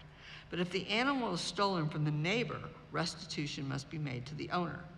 If it was torn to pieces by a wild animal, the neighbor shall bring in the remains as evidence and shall not be required to pay for the torn animal. If anyone borrows an animal from their neighbor and it is injured or dies while the owner is not present, they must make restitution. But if the owner is with the animal, the borrower will not have to pay. If the animal was hired, the money paid for the hire covers the loss. If a man seduces a virgin who is not pledged to be married and sleeps with her, he must pay the bride price, and she shall be his wife. If her father absolutely refuses to give her to him, he must still pay the bride price for virgins. Do not allow a sorceress to live. Anyone who has sexual relations with an animal is to be put to death. Whoever sacrifices to any god other than the Lord must be destroyed. Do not mistreat or oppress a foreigner, for you were foreigners in Egypt. Do not take advantage of the widow or the fatherless. If you do and they cry out to me, I will certainly hear their cry. My anger will be aroused, and I will kill you with the sword. Your wives will become widows and your children fatherless. If you lend money to one of my people among you who is needy, do not treat it like a business deal. Charge no interest. If you take your neighbor's cloak as a pledge, return it by sunset, because that cloak is the only covering your neighbor has. What else can they sleep in? When they cry out to me, I will hear, for I am compassionate. Do not blaspheme God or curse the ruler of your people. Do not hold back offerings from your granaries or your vats. You must give me the firstborn of your sons. Do the same with your cattle and your sheep. Let them stay with their mothers for 7 days, but give them to me on the 8th day. You are to be my holy people, so do not eat the meat of an animal torn by wild beasts. Throw it to the dogs. Do not spread false reports. Do not help a guilty person by being a malicious witness. Do not follow the crowd in doing wrong. When you give testimony in a lawsuit, do not pervert the justice by siding with the crowd, and do not show favoritism to a poor person in a lawsuit. If you come across your enemy's ox or donkey wandering off, be sure to return it. If you see the donkey of someone who hates you fallen down under its load, do not leave it there. Be sure you help them with it. Do not deny justice to your poor people in their lawsuits. Have nothing to do with a false charge, and do not put an innocent or honest person to death, for I will not acquit the guilty. Do not accept a bribe, for a bribe blinds those who see and twists the words of the innocent. Do not oppress a foreigner. You yourselves know how it feels to be foreigners, because you were foreigners in Egypt. For 6 years you are to sow your fields and harvest the crops. But during the 7th year let the land lie, unplowed and unused. Then the poor among your people may get food from it, and the wild animals may eat what is left. Do the same with your vineyard and your olive grove. 6 days to do your work, but on the 7th day do not work, so that your ox and your donkey may rest, and so that the slave born in your household and the foreigner living among you may be refreshed. Be careful to do everything I have said to you. Do not invoke the names of other gods. Do not let them be heard on your lips. 3 times a year you are to celebrate a festival to me. Celebrate the festival of unleavened bread. For 7 days eat bread without yeast, as I commanded you. Do this at the appointed time in the month of Aviv, and in the month you came out of Egypt. For no one is to appear before me empty-handed. Celebrate the festival of harvest with the first fruits of the crops you sow in your field. Celebrate the festival of ingathering at the end of the year, when you gather in your crops from the field. 3 times a year all the men are to appear before the sovereign Lord. Do not offer the blood of a sacrifice to me along with anything containing yeast. The fat of my festival offerings must not be kept until morning. Bring the best of the first fruits of your soil to the house of the Lord your God. Do not cook a young goat in its mother's milk. See, I am sending an angel ahead of you to guard you along the way and to bring you to the place I have prepared. Pay attention to him and listen to what he says. Do not rebel against him, for he will not forgive your rebellion, since my name is in him. If you listen carefully to what he says and do all that I say, I will be an enemy to your enemies and will oppose those who oppose you. My angel will go ahead of you and bring you into the land of the Amorites, Hittites, Perizzites, Canaanites, Hivites, Jebusites, and I will wipe them out. Do not bow down before their gods or worship them or follow their practices. You must demolish them and break their sacred stones to pieces. Worship the Lord your God, and his blessing will be on your food and water. I will take away sickness from among you, and none will miscarry or be barren in your land.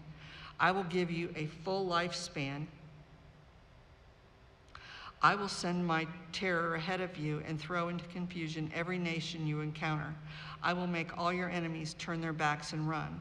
I will send the hornet ahead of you to drive the Hivites, Canaanites, and Hittites out of your way, but I will not drive them out in a single year, because the land will become desolate and the wild animals too numerous for you. Little by little, I will drive them out before you until you have increased enough to take possession of the land. I will establish your borders from the Red Sea to the Mediterranean Sea, and from the desert to the Euphrates River. I will give into your hands the people who live in the land, and you will drive them out before you. Do not make a covenant with them or with their gods. Do not let them live in your land, or they will cause you to sin against me, because the worship of their gods will certainly be a snare to you. The covenant confirmed. Then the Lord said to Moses, "Come up to the Lord, you and Aaron, Nadab and Abihu, and 70 the elders of Israel. You are to worship at a distance, but Moses alone is to approach the Lord. The others must not come near, and the people may not come up with him." When Moses went and told the people all the Lord's words and laws, they responded with one voice, "Everything the Lord has said we will do." Moses then wrote down everything the Lord had said. He got up early the next morning and built an altar at the foot of the mountain and set up 12 stone pillars representing the 12 tribes of Israel. Then he sent young Israelite men, and they offered burnt offerings and sacrificed young bulls as fellowship offerings to the Lord. Moses took half of the blood and put it into the bowls, and the other half he splashed against the altar. Then he took the book of the covenant and read it to the people. They responded, "We will do everything the Lord has said. We will obey." Moses then took the blood, sprinkled it on the people, and said, "This is the blood of the covenant that the Lord has made with you in accordance with all these words." Moses and Aaron, Nadab and Abihu, and the 70 elders of Israel went up and saw the God of Israel. Under his feet was something like a pavement made of lapis lazuli, as bright blue as the sky. But God did not raise his hand against these leaders of the Israelites. They saw God, and they ate and drank. The Lord said to Moses, "Come up to me on the mountain and stay here, and I will give you the tablets of stone with the law and commandments I have written for their instruction." Then Moses set out with Joshua his aide, and Moses went up on the mountain of God. He said to the elders, "Wait here for us until we come back to you. Aaron and Hur are with you, and anyone involved in a dispute can go to them." When Moses went up on the mountain, the cloud covered it, and the glory of the Lord settled on Mount Sinai. For 6 days the cloud covered the mountain, and on the 7th day the Lord called to Moses from within the cloud. To the Israelites, the glory of the Lord looked like a consuming fire on top of the mountain. Then Moses entered the cloud as he went on up the mountain, and he stayed on the mountain 40 days and 40 nights, offerings for the tabernacle. The Lord said to Moses, "Tell the Israelites to bring me an offering. You are to receive the offering for me from everyone whose heart prompts them to give. These are the offerings you are to receive from them: gold, silver, and bronze, blue, purple, and scarlet yarn, and fine linen, goat hair, ram skins dyed red, and another type of durable leather, acacia wood, olive oil for the light, spices for the anointing oil and for the fragrant incense, and onyx stones and other gems to be mounted on the ephod and breastpiece. Then have them make a sanctuary for me, and I will dwell among them. Make this tabernacle and all its furnishings exactly like the pattern I will show you, the ark. Have them make an ark of acacia wood, 2.5 cubits long, 1.5 cubits wide, and 1.5 cubits high. Overlay it with pure gold, both inside and out, and make a gold molding around it. Cast 4 gold rings for it and fasten them to its 4 feet, with 2 rings on one side and 2 rings on the other. Then make poles of acacia wood and overlay them with gold. Insert the poles into the rings on the sides of the ark to carry it. The poles are to remain in the rings of this ark so that they are not to be removed. Then put in the ark the tablets of the covenant law, which I will give you. Make an atonement cover of pure gold, 2.5 cubits long and 1.5 cubits wide. Make 2 cherubim out of the hammered gold at the ends of the cover. Make 1 cherub on one end and the 2nd cherub on the other. Make the cherubim of one piece with the cover at the 2 ends. The cherubim are to have their wings spread upward, overshadowing the cover with them. The cherubim are to face each other, looking toward the cover. Place the cover on top of the ark and put in the ark the tablets of the covenant law that I will give you. However, there above the cover between the two cherubim, there are over the ark of the covenant law. I will meet with you and give you all my commands for the Israelites. The table. Make a table of acacia wood, 2 cubits long, 1 cubit wide, and 1.5 cubits high. Overlay it with pure gold and make a gold molding around it. Also make around it a rim of hand breadth wide and put a gold molding on the rim. Make 4 gold rings for the table and fasten them to the 4 corners where the 4 legs are. The rings are to be close to the rim to hold the poles used in carrying the table. Make the poles of acacia wood, overlay them with gold, and carry the table with them. And make its plates and dishes of pure gold, as well as its pitchers and bowls for the pouring out of offerings. Put the bread of the presence on this table to be before me at all times. The lampstand. Make a lampstand of pure gold. Hammer out its base and shaft, and make its flower-like cups, buds, and blossoms of one piece with them. 6 branches are to extend from the sides of the lampstand, 3 on one side and 3 on the other. 3 cups shaped like almond flowers with buds and blossoms are to be on one branch, 3 on the next branch, and the same for all 6 branches extending from the lampstand. In the lampstand there are to be 4 cups shaped like almond flowers with buds and blossoms. 1 bud shall be under the first pair of branches extending from the lampstand, a 2nd bud under the 2nd pair, and a 3rd bud under the 3rd pair, 6 branches in all. The buds and branches shall all be of one piece with 1 lampstand hammered out of pure gold. Then make it 7 lamps and set them up on it so that they light the space in front of it. Its wick trimmers and trays are to be of pure gold. A talent of pure gold is to be used for the lampstand and all these accessories. See that you make them according to the pattern shown you on the mountain. The tabernacle. Make the tabernacle with 10 curtains of finely twisted linen and blue, purple, and scarlet yarn with cherubim woven into them by a skilled worker. All the curtains are to be the same size, 28 cubits long and 4 cubits wide. Join 5 of the curtains together and do the same with the other 5. Make loops of blue material along the edge of the end curtain in one set and do the same with the end curtain in the other set. Make 50 loops on one curtain and 50 loops on the end curtain of the other set, with the loops opposite each other. Then make 50 gold clasps and use them to fasten the curtains together so that the tabernacle is a unit. Make curtains of goat hair for the tent over the tabernacle, 11 altogether. All 11 curtains are to be the same size, 30 cubits long and 4 cubits wide. Join 5 of the curtains together into one set and the other 6 into another set. Fold the 6th curtain double at the front of the tent. Make 50 loops along the edge of the end curtain in one set and also along the edge of the end curtain in the other set. Then make 50 bronze clasps and put them in the loops to fasten the tent together as a unit. As for the additional length of the tent curtains, the half curtain that is left over is to hang down at the rear of the tabernacle. The tent curtains will be a cubit longer on both sides. What is left will hang over the sides of the tabernacle so as to cover it. Make for the tent a covering of ram skins dyed red, and over that a covering of other durable leather. Make upright frames of acacia wood for the tabernacle. Each frame is to be 10 cubits long and 1.5 cubits wide, with 2 projections set parallel to each other. Make all of the frames of the tabernacle in this way.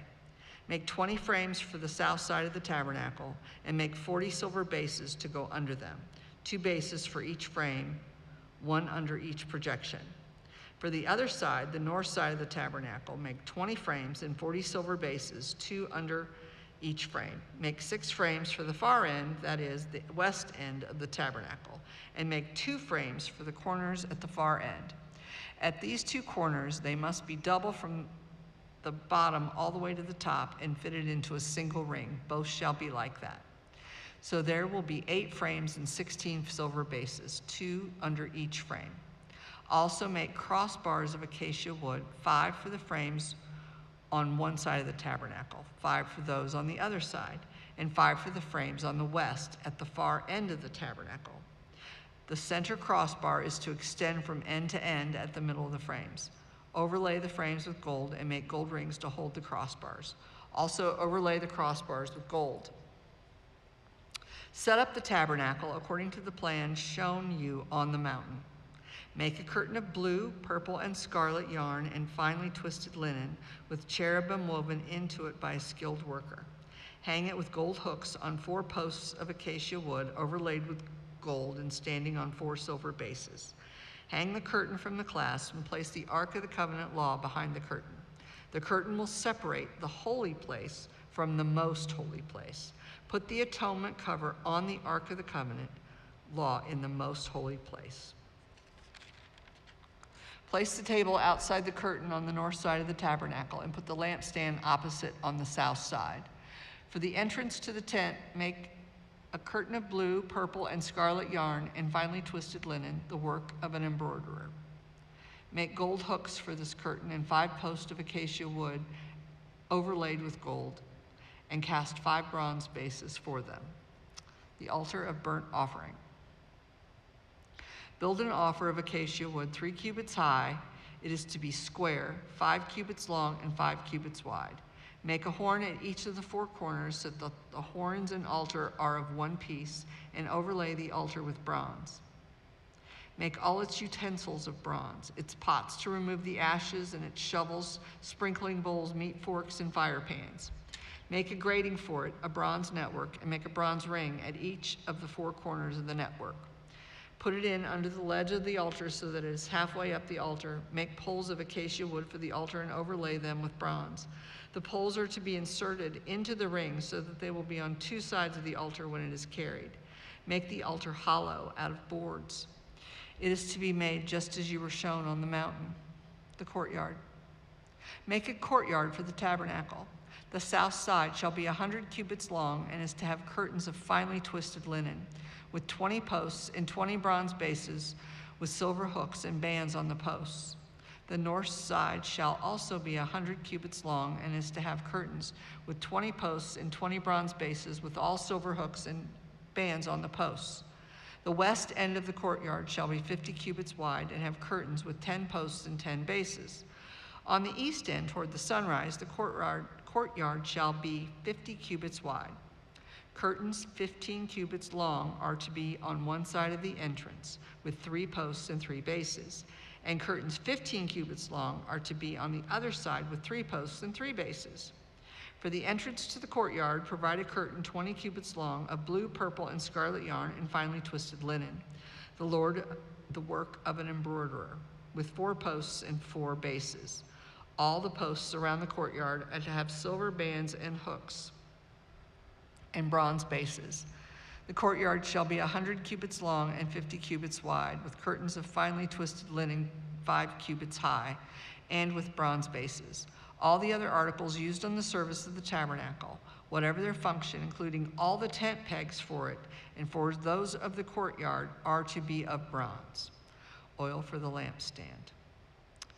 Command the Israelites to bring you clear oil of pressed olives for the light so that the lamps may be kept burning. In the tent of meeting outside the curtain that shields the Ark of the Covenant law, Aaron and his sons are to keep the lamps burning before the Lord from evening till morning. This is to be a lasting ordinance among the Israelites for the generations to come. The priestly garments. Have Aaron your brother brought to you from among the Israelites, along with his sons Nadab and Abihu, Eleazar and Ithamar, so that they may serve me as priests. Make sacred garments for your brother Aaron to give him dignity and honor. Tell all the skilled workers to whom you have given wisdom in such matters that they are to make garments for Aaron for his consecration, so that he may serve me as priest. These are the garments they are to make: a breastpiece, an ephod, a robe, a woven tunic, a turban, and a sash. They are to make these sacred garments for your brother Aaron and his sons, so that they may serve me as priests. Have them use gold and blue and purple and scarlet yarn and fine linen, the ephod. Make the ephod of gold and of blue and purple and scarlet yarn and of finely twisted linen, the work of skilled hands. It is to have 2 shoulder pieces attached to 2 of its corners so it can be fastened. Its skillfully woven waistband is to be like it, of 1 piece with the ephod and made with gold, and with blue, purple, and scarlet yarn, and with finely twisted linen. Take 2 onyx stones and engrave on them the names of the sons of Israel in the order of their birth, 6 names on 1 stone and the remaining 6 on the other. Engrave the names of the sons of Israel on the 2 stones, the way a gem cutter engraves a seal. Then mount the stones in gold filigree settings and fasten them on the shoulder pieces of the ephod as memorial stones for the sons of Israel. Aaron is to bear the names on his shoulders as a memorial before the Lord. Make gold filigree settings and 2 braided chains of pure gold like a rope, and attach the chains to the settings. The breastpiece. Fashion a breastpiece for making decisions, the work of skilled hands. Make it like the ephod, of gold and of blue, purple, and scarlet yarn, and of finely twisted linen. It is to be square, a span long and a span wide, and folded double. Then mount 4 rows of precious stones on it. The first row shall be carnelian, chrysolite, and beryl. The second row shall be turquoise, lapis lazuli, and emerald. The third row shall be jacinth, agate, and amethyst. The fourth row shall be topaz, onyx, and jasper. Mount them in gold filigree settings. There are to be 12 stones, 1 for each of the names of the sons of Israel, which engraved like a seal with the name of one of the 12 tribes. For the breastpiece, make braided chains of pure gold like a rope. Make 2 gold rings for it and fasten them to 2 corners of the breastpiece. Fasten the 2 gold chains to the rings at the corners of the breastpiece and the other ends of the chains to the 2 settings, attaching to them the shoulder pieces of the ephod at the front. Make 2 gold rings and attach them to the other 2 corners of the breastpiece on the inside edge next to the ephod. Make 2 or more gold rings and attach them to the bottom of the shoulder pieces on the front of the ephod, close to the seam just above the waistband of the ephod. The rings of the breastpiece are to be tied to the rings of the ephod with blue cord, connecting it to the waistband so that the breastpiece will not swing out from the ephod. Whenever Aaron enters the holy place, he will bear the names of the sons of Israel over his heart on the breastpiece of decision as a continuing memorial before the Lord. Also put the Urim and the Thummim, in the breastpiece so that they may be over Aaron's heart whenever he enters the presence of the Lord. Thus Aaron will always bear the means of making decisions for the Israelites over his heart before the Lord. Other priestly garments. Make the robe of the ephod entirely out of blue cloth, with an opening for the head in its center. There shall be a woven edge like a collar around the opening so that it will not tear. Make pomegranates of blue, purple, and scarlet yarn around the hem of the robe, with gold bells between them. The gold bells and the pomegranates are to be alternated around the hem of the robe. Aaron must wear it when he ministers. The sound of the bells will be heard when he enters the holy place before the Lord and when he comes out, so that he will not die. Make a plate of pure gold and engrave on it, as on a seal, holy to the Lord.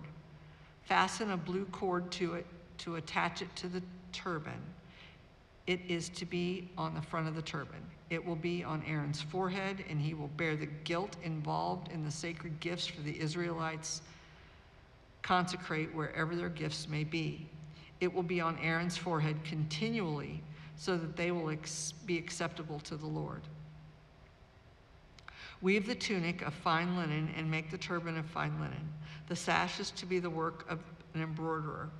Make tunics, sashes, and caps for Aaron's sons to give them dignity and honor. After you put these clothes on your brother Aaron and his sons, anoint and ordain them. Consecrate them so that they may serve me as priests.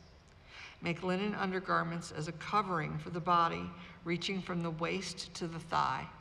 Aaron and his sons must wear them whenever they enter the tent of meeting or approach the altar to minister to the holy place, so that they will not incur guilt and die. This is to be a lasting ordinance for Aaron and his descendants. Consecration of the priests. This is what you are to do to consecrate them, so that they may serve me as priests. Take a young bull and 2 rams without defect, and from the finest wheat flour make round loaves without yeast, thick loaves without yeast, and with olive oil mixed in, and thin loaves without yeast and brushed with olive oil. Put them in a basket and present them along with the bull and the 2 rams. Then bring Aaron and his sons to the entrance to the tent of the meeting and wash them with water. Take the garments and dress Aaron with the tunic, the robe of ephod, the ephod itself, and the breastpiece.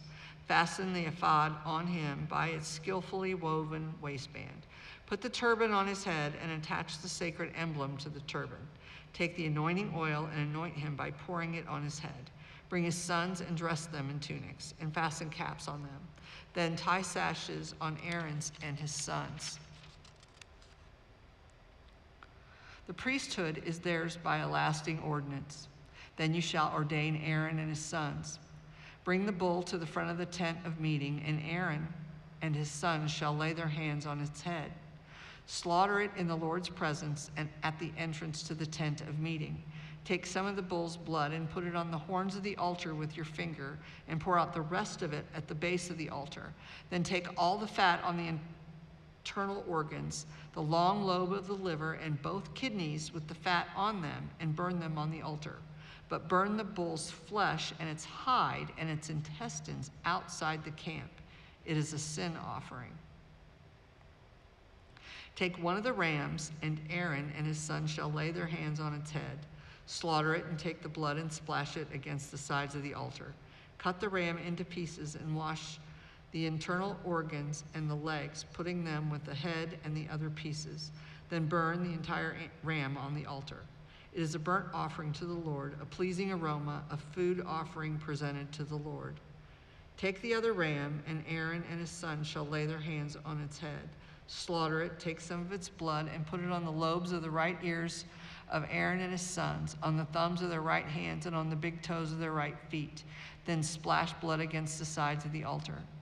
And take some blood from the altar and some of the anointing oil, and sprinkle it on Aaron and his garments, and on his sons and their garments. Then he and his sons and their garments will be consecrated. Take from this ram the fat tail, the fat on the internal organs, the long lobe of the liver, both kidneys with the fat on them, and the right thigh. This is the ram for the ordination. From the basket of bread made without yeast, which is before the Lord, take 1 round loaf, 1 thick loaf with olive oil mixed in, and 1 thin loaf. Put all of these in the hands of Aaron and his sons, and have them wave them before the Lord as a flag, as a wave offering. Then take them from their hands and burn them on the altar along with the burnt offering for a pleasing aroma to the Lord, a food offering presented to the Lord. After you take the breast of the ram for Aaron's ordination, wave it before the Lord as a wave offering, and it will be your share. Consecrate these parts of the ordination ram that belong to Aaron and his sons, the breast that was waved and the thigh that was presented. This is always to be the perpetual share of the Israelites for Aaron and his sons. It is to be the contribution of the Israelites are to make to the Lord from their fellowship offerings. Aaron's sacred garments will belong to his descendants so that they can be anointed and ordained in them. The son who succeeds him as priest and comes to the tent of meeting to minister in the holy place is to wear them 7 days. Take the ram for the ordination and cook the meat in a sacred place. At the entrance to the tent of meeting, Aaron and his sons are to eat the meat of the ram and the bread that is in the basket. They are to eat these offerings by which atonement was made for their ordination and consecration, but no one else may eat them because they are sacred. And if any of the meat of the ordination ram or any bread is left over till morning, burn it up. It must not be eaten because it is sacred. Do for Aaron and his sons everything I have commanded you, taking 7 days to ordain them. Sacrifice a bull each day as a sin offering to make atonement. Purify the altar by making atonement for it and anoint it to consecrate it. For 7 days make atonement for the altar and consecrate it. Then the altar will be most holy, and whatever touches it will be holy. This is what you are to offer on the altar regularly each day, two lambs a year old. Offer one in the morning and the other at twilight. With the first lamb, offer 1/10 of an ephah of the finest flour mixed with 1/4 of hin of oil from pressed olives, and 1/4 of a hin of wine as a drink offering. Sacrifice the other lamb at twilight with the same grain offering and its drink offering as in the morning, a pleasing aroma, a food offering presented to the Lord. For the generations to come, this burnt offering is to be made regularly at the entrance to the tent of meeting. Before the Lord, there I will meet you and speak to you. There also I will meet with the Israelites, and the place will be consecrated by my glory. So I will consecrate the tent of meeting and the altar, and will consecrate Aaron and his sons to serve me as priests. Then I will dwell among the Israelites and their God. They will know that I am the Lord their God, who brought them out of Egypt so that I might dwell among them. I am the Lord their God. Altar of incense. Make an altar of acacia wood for burning incense. It is to be square, 1 cubit long and 1 cubit wide, and 2 cubits high, its horn of one piece with it. Overlay the top of all the sides and the horns with pure gold, and make a gold molding around it.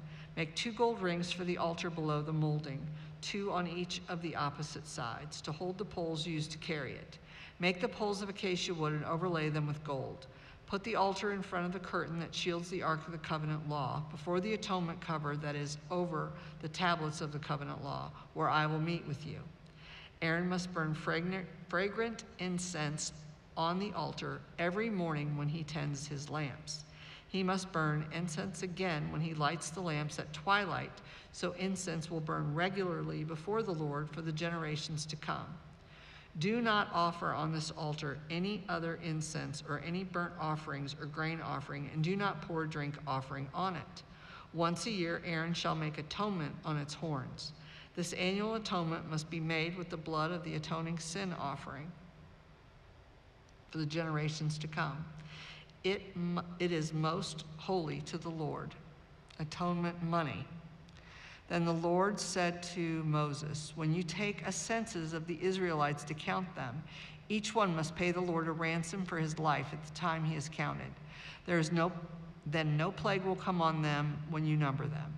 Each one who crosses over to those already counted is to give 1/2 shekel, according to the sanctuary shekel, which weighs 20 gerahs. This 1/2 shekel is an offering to the Lord. All who cross over those 20 years or more are to give an offering to the Lord. The rich are not to give more than 1/2 shekel, and the poor are not to give less when you make the offering to the Lord to atone for your lives. Receive the atonement money from the Israelites and use it for the service of the tent of meeting. It will be a memorial for the Israelites before the Lord, making atonement for their lives. Basin for washing. Then the Lord said to Moses, make a bronze basin with its bronze stand for washing. Place it in between the tent of meeting and the altar and put water in it. Aaron and his sons are to wash their hands and feet with water from it. Whenever they enter the tent of meeting, they shall wash with water so that they will not die. Also, when they approach the altar to minister by presenting a food offering to the Lord, they shall wash their hands and feet so that they will not die. This is to be a lasting ordinance for Aaron and his descendants for the generations to come. Then the Lord said to Moses, take the following fine spices, 500 shekels of liquid myrrh, 1/2 as much, that is 250 shekels of fragrant cinnamon, 250 shekels of fragrant calamus, 500 shekels of cassia, all according to the sanctuary shekel, and a hin of olive oil. Make these into a sacred anointing oil, a fragrant blend, the work of a perfumer. It will be the sacred anointing oil. Then use it to anoint the tent of meeting, the Ark of the Covenant law, the table and all its articles, the lampstand and its accessories, the altar of incense.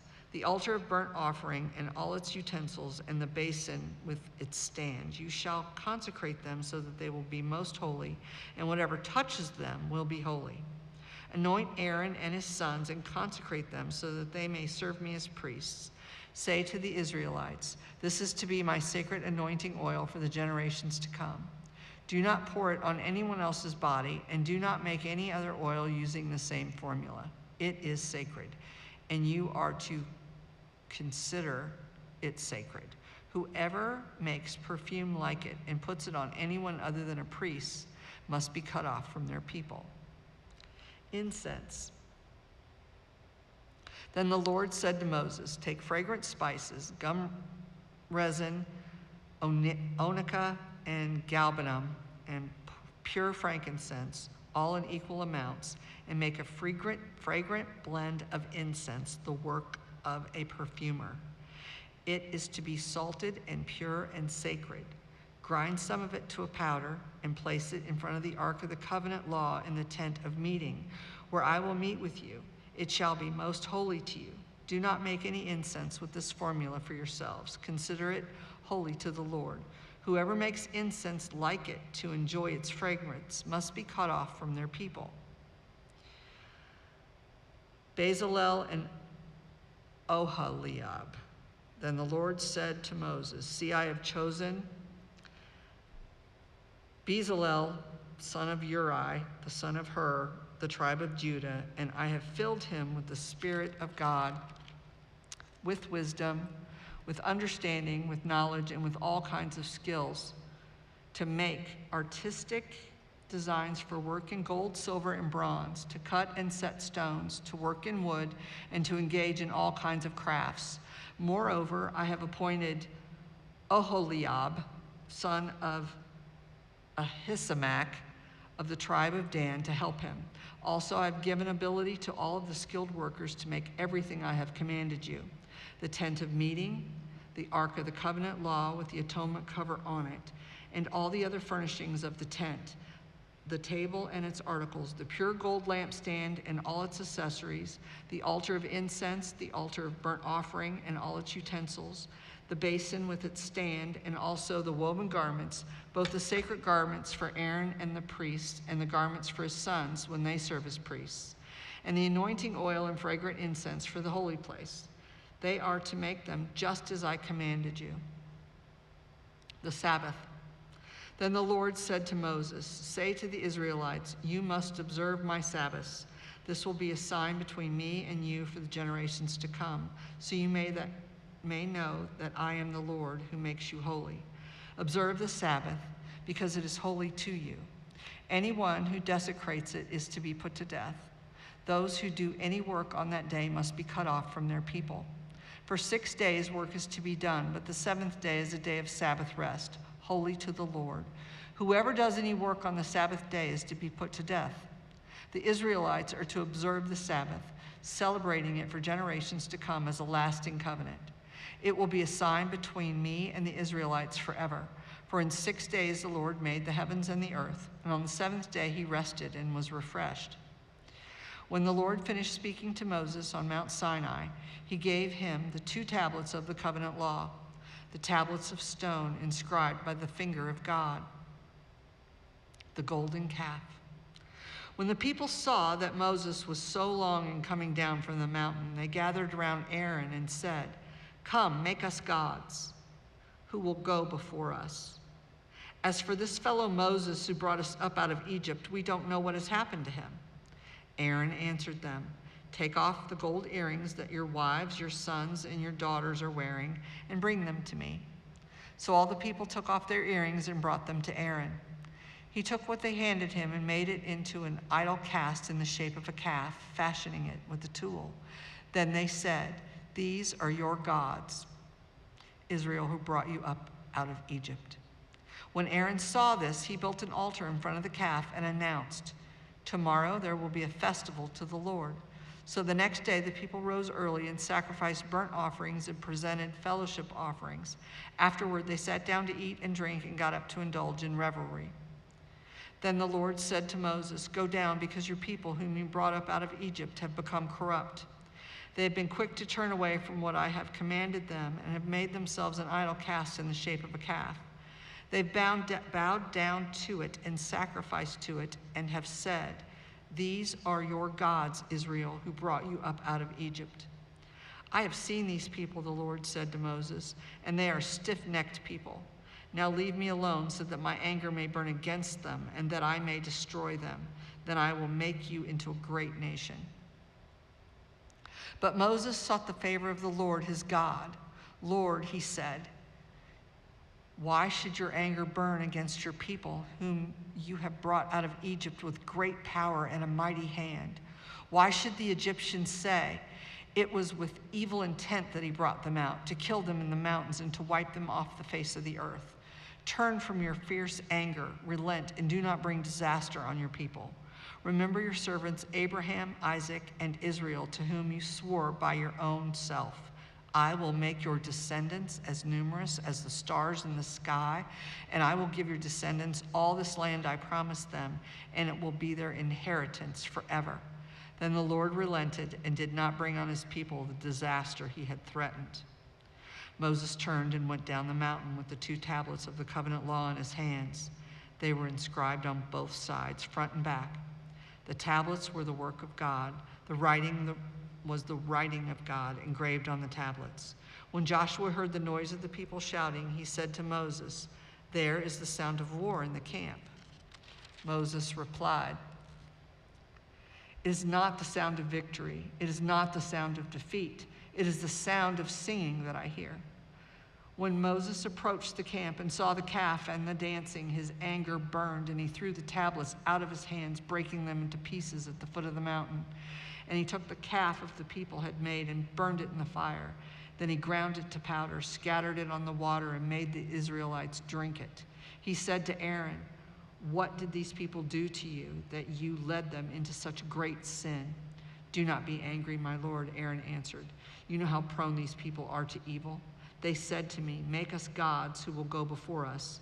And for this fellow Moses who brought us up out of Egypt, we don't know what has happened to him." So I told them, 'Whoever has gold jewelry, take it off.' Then they gave me the gold and threw it into the fire, and out came this calf. Moses saw that the people were running wild and that Aaron had let them get out of control, and so became a laughingstock to their enemies. So he stood at the entrance to the camp and said, 'Whoever is for the Lord, come to me.' And all the Levites rallied to him. Then he said to them, 'This is what the Lord, the God of Israel, says. Each man strap a sword to his side. Go back and forth through the camp from one end to the other, each killing his brother and friend and neighbor.' The Levites did as Moses commanded, and that day about 3,000 of the people died. Then Moses said, 'You've been set apart to the Lord today, for you were against your own sons and brothers, and he has blessed you this day.' The next day Moses said to the people, 'You've committed a great sin, but now I will go up to the Lord. Perhaps I can make atonement for your sin.' So Moses went back to the Lord and said, 'Oh, what a great sin these people have committed. They've made themselves gods of gold, but now please forgive their sin. But if not, then blot me out of the book you have written.' The Lord replied to Moses, 'Whoever has sinned against me, I will blot out of my book. Now go, lead the people to the place I spoke of, and my angel will go before you. However, when the time comes for me to punish, I will punish them for their sin.' And the Lord struck the people with a plague because of what they did with the calf Aaron had made. Then the Lord said to Moses, 'Leave this place, you and the people who you brought up out of Egypt, and go up to the land I promised on oath to Abraham, Isaac, and Jacob, saying, I will give it to your descendants. I will send an angel before you and drive out the Canaanites, Amorites, Hittites, Perizzites, Hivites, and Jebusites. Go up to the land flowing with milk and honey. But I will not go with you, because you are a stiff-necked people, and I might destroy you on the way.' When the people heard these distressing words, they began to mourn, and no one put on any ornaments. For the Lord had said to Moses, 'Tell the Israelites, you are stiff-necked people. If I were to go with you even for a moment, I might destroy you. Now take off your ornaments, and I will decide what to do with you." So the Israelites stripped off their ornaments at Mount Horeb. The tent of meeting.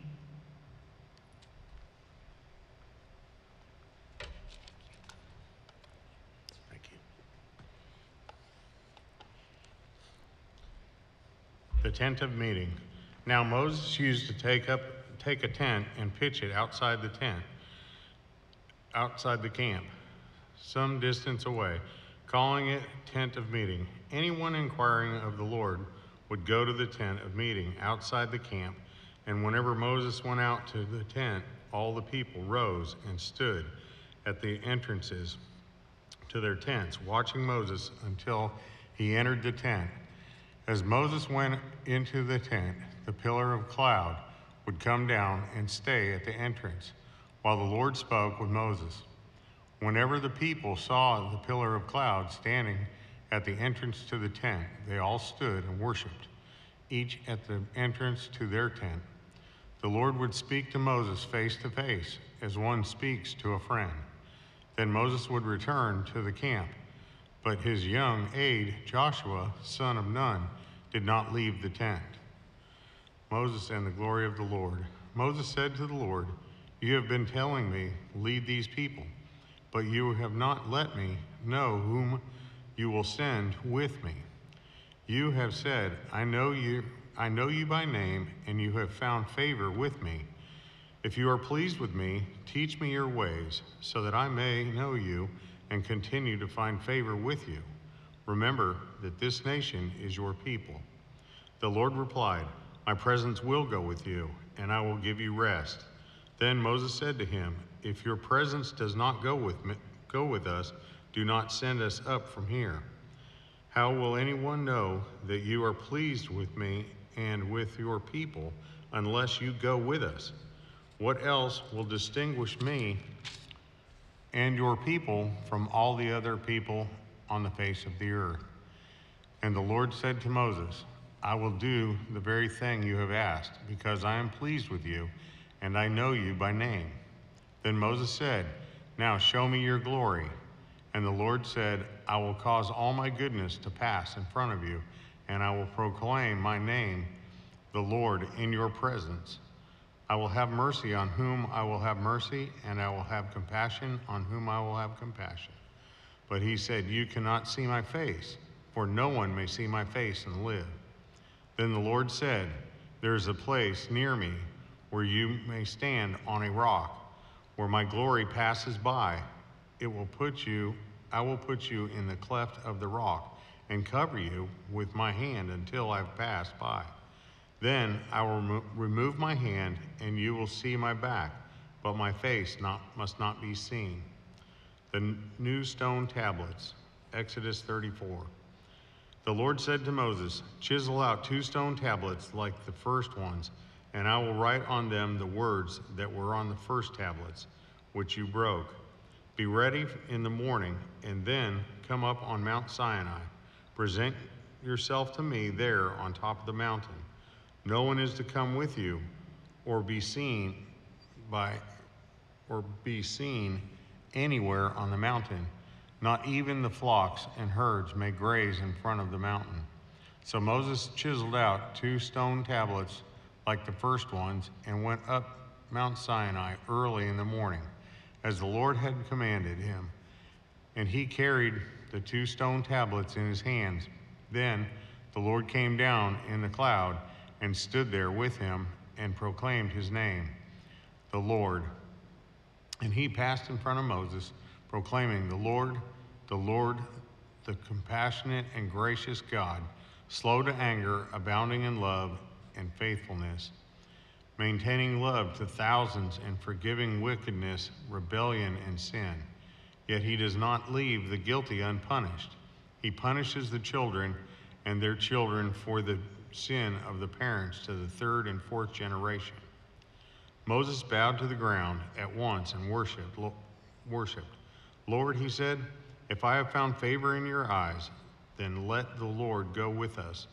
Although this is a stiff-necked people, forgive our wickedness and our sin, and take us as your inheritance. Then the Lord said, I am making a covenant with you. Before all your people I will do wonders, never before done in any nation in all the world. The people you live among will see how awesome is the work that I, the Lord, will do for you. Obey what I command you today, and I will drive out before you the Amorites, Canaanites, Hittites, Perizzites, Hivites, and Jebusites. Be careful not to make a treaty with those who live in the land where you are going, or they will be a snare among you. Break down their altars, smash their sacred stones, and cut down their Asherah poles. Do not worship any other god, for the Lord, whose name is jealous, is a jealous God. Be careful not to make a treaty with those who live in the land, for when they prostitute themselves to their gods and sacrifice to them, they will invite you, and you will eat their sacrifices. And when you choose some of their daughters as wives for your sons, and those daughters prostitute themselves to their gods, they will lead your sons to do the same. Do not make any idols. Celebrate the festival of unleavened bread. For 7 days eat bread made without yeast, as I commanded you. Do this at the appointed time in the month of Aviv, for that month you came out of Egypt. The first offspring of every womb belongs to me, including all the firstborn males of your livestock, whether from herd or flock. Redeem the firstborn donkey with a lamb. But if you do not redeem it, break its neck. Redeem all your firstborn sons. No one is to appear before me empty-handed. 6 days you shall labor, but on the 7th day you shall rest. Even during the plowing season and harvest you must rest. Celebrate the festival weeks with the first fruits of the wheat harvest and the festival of ingathering at the turn of the year. 3 times a year, all your men are to appear before the sovereign Lord, the God of Israel. I will drive out nations before you and enlarge your territory, and no one will covet your land. When you go up 3 times each year to appear before the Lord your God, do not offer the blood of a sacrifice to me along with anything containing yeast. And do not let any of the sacrifice from the Passover festival remain until morning. Bring the best of the first fruits of your soils.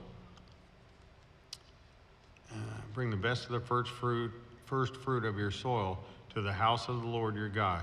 Do not cook a young goat in its mother's milk.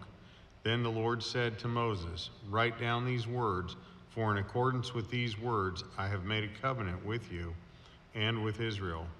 Moses was there with the Lord 40 days and 40 nights without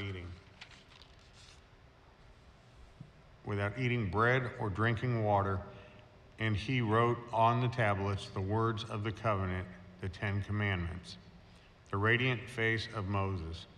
When Moses came down from Mount Sinai with the 2 tablets of the covenant law in his hands, he was not aware that his face was radiant, because he had spoken with the Lord. When Aaron and all the Israelites saw Moses, his face was radiant, and they were afraid to come near him. But Moses called to them. So Aaron and all the leaders of the community came back to him, and he spoke to them. Afterward, the Israelites came near him, and he gave them all the commands the Lord had given him on Mount Sinai. When Moses finished speaking to them, he put a veil over his face. But whenever he entered the Lord's presence to speak with him, he removed the veil until he came out. And when he came out and told the Israelites what he had been commanded, they saw that his face was radiant. Then Moses would put the veil back over his face until he went to speak with the Lord. Sabbath regulations, Exodus 35. Moses assembled the whole Israelite community and said to them, these are the things the Lord has commanded you to do. For 6 days work is to be done, but the 7th day shall be your holy day, a day of Sabbath rest to the Lord. Whoever does any work on it is to be put to death. Do not light a fire in any of your dwellings on the Sabbath day. Materials for the tabernacle. Moses said to the whole Israelite community, "This is what the Lord has commanded. From what you have taken offering for the Lord, everyone who is willing to bring to the Lord an offering of gold, silver, and bronze, blue, purple, and scarlet yarn, and fine linen, goat hair, ram skins dyed red, and other type of durable leather, acacia wood, olive oil for the light, spices for the anointing oil, and for the fragrant incense, and onyx stones and other gems to be mounted on the ephod and breastpiece. All who are skilled among you are to come and make everything the Lord has commanded: the tabernacle with its tent and its covering, clasps, frames, crossbars, posts, and bases, the ark with its poles and the atonement cover and the curtain that shields it, the table with its poles and all its articles, and the bread of the presence, the lampstand that is for light with its accessories, lamps and oil for the light, the altar of incense with its poles, the anointing oil and the fragrant incense, the curtain for the doorway at the entrance to the tabernacle, the altar of burnt offering with its bronze grating, its poles and all its utensils, the bronze basin with its stand, the curtains of the courtyard with its posts and bases, and the curtain for the entrance to the courtyard, the tent pegs for the tabernacle and for the courtyard and their ropes, the woven garments worn for ministering in the sanctuary, both the sacred garments for Aaron, the priest, and the garments for his sons when they serve as priests. Then the whole Israelite community withdrew from Moses' presence, and everyone who was willing and whose heart moved them came and brought an offering to the Lord for the work on the tent of meeting, for all its service, and for the sacred garments. All who were willing, men and women alike, came and brought gold jewelry of all kinds, brooches, earrings, and ornaments. They all presented their gold as a wave offering to the Lord. Everyone who had blue, purple, or scarlet yarn, or fine linen, or goat hair, ram skins dyed red, or the other durable leather, brought them. Those presenting an offering of silver or bronze brought it as an offering to the Lord. And everyone who had acacia wood for any part of the work brought it. Every skilled woman spun with her hands and brought what she had spun, blue, purple, or scarlet yarn, or fine linen. And all the women who were willing and had the skill spun the goat hair. The leaders brought onyx stones and other gems to be mounted on the ephod and breastpiece. They also brought spices and olive oil for the light, and for the anointing oil, and for the fragrant incense. All the Israelite men and women who were willing brought to the Lord free will offerings for all the work the Lord through Moses had commanded them to do. Bezalel and Oholiab. Then Moses said to the Israelites, "See, the Lord has chosen Bezalel and Uri, the son of Hur, of the tribe of Judah, and he has filled him with the Spirit of God, with wisdom, with understanding, with knowledge, and with kind skills, to make artistic designs for work in gold, silver, and bronze, to cut and set stones, to work in wood, to engrave in all kinds of artistic crafts. And he has given both him and Oholiab, son of Ashimach, of the tribe of Dan the ability to teach others. He has filled them with skill to do all kinds of work as engravers, designers, embroiderers in blue, purple, and scarlet yarn and fine linen, and weavers, of all of them skilled workers and designers. Exodus 36. So Bezalel, Oholiab, and every skilled person to whom the Lord has given skill and ability to know how to carry out all the work of constructing the sanctuary are to do the work just as the Lord has commanded. Then Moses summoned Bezalel and Oholiab,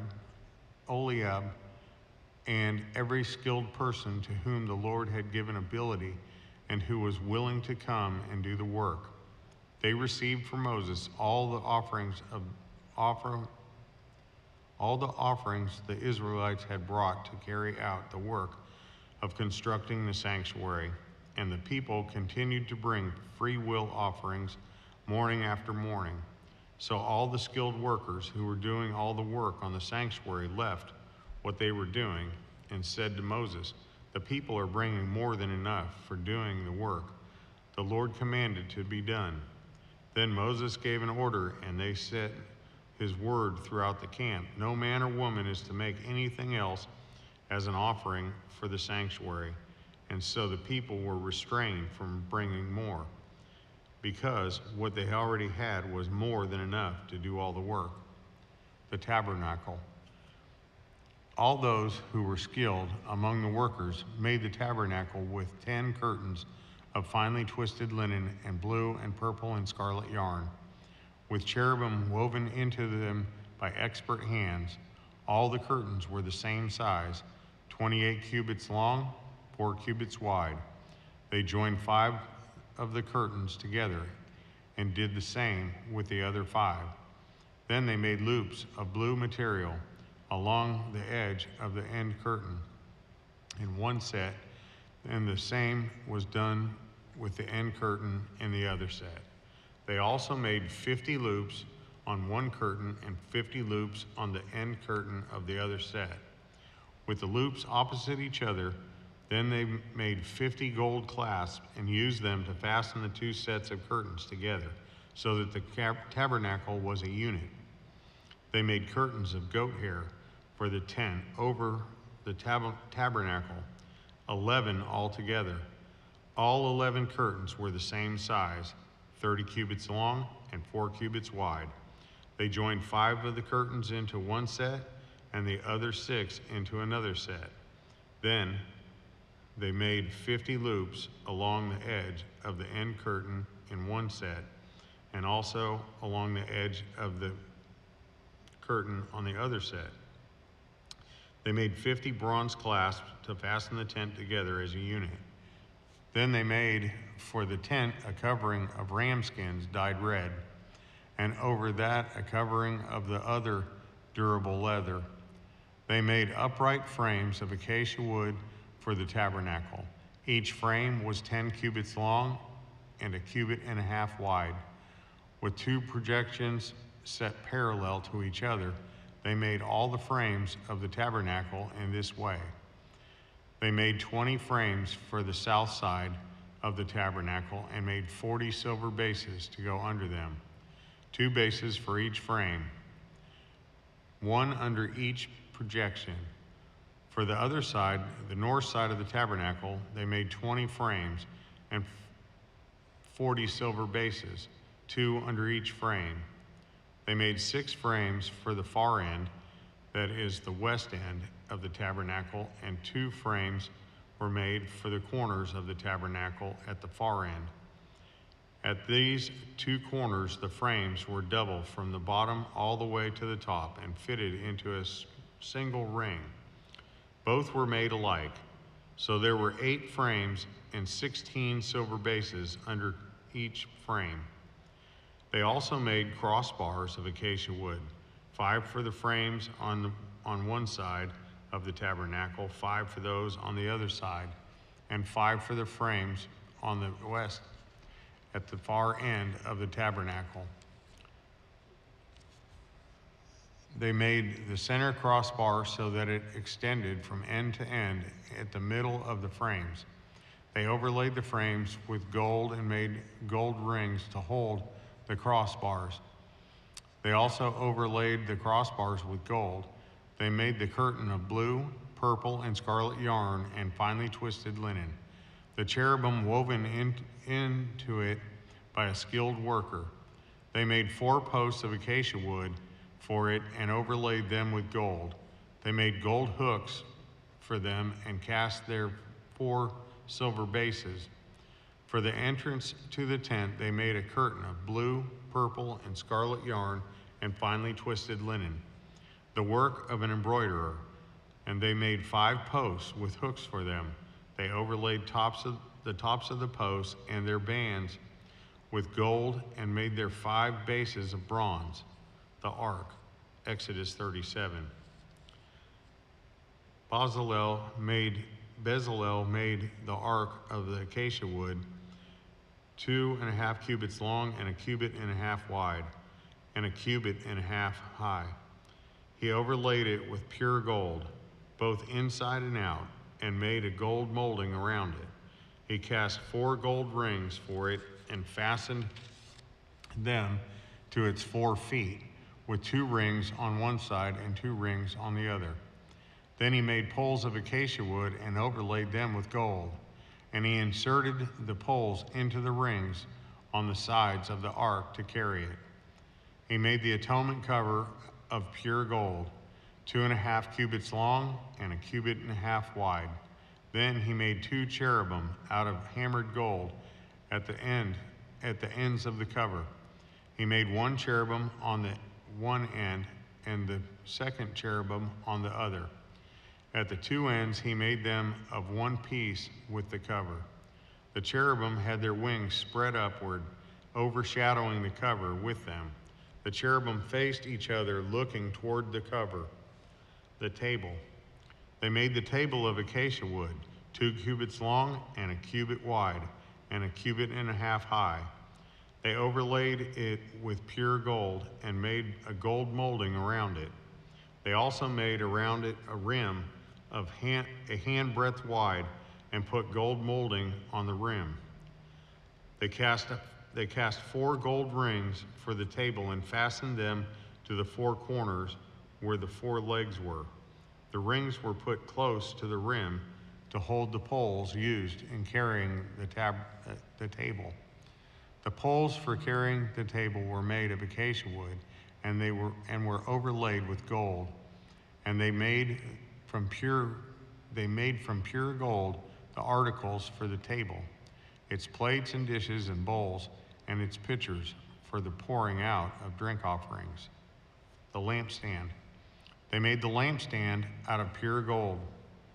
They hammered out its base and shaft and made its flower-like cups, buds and blossoms of one piece with them.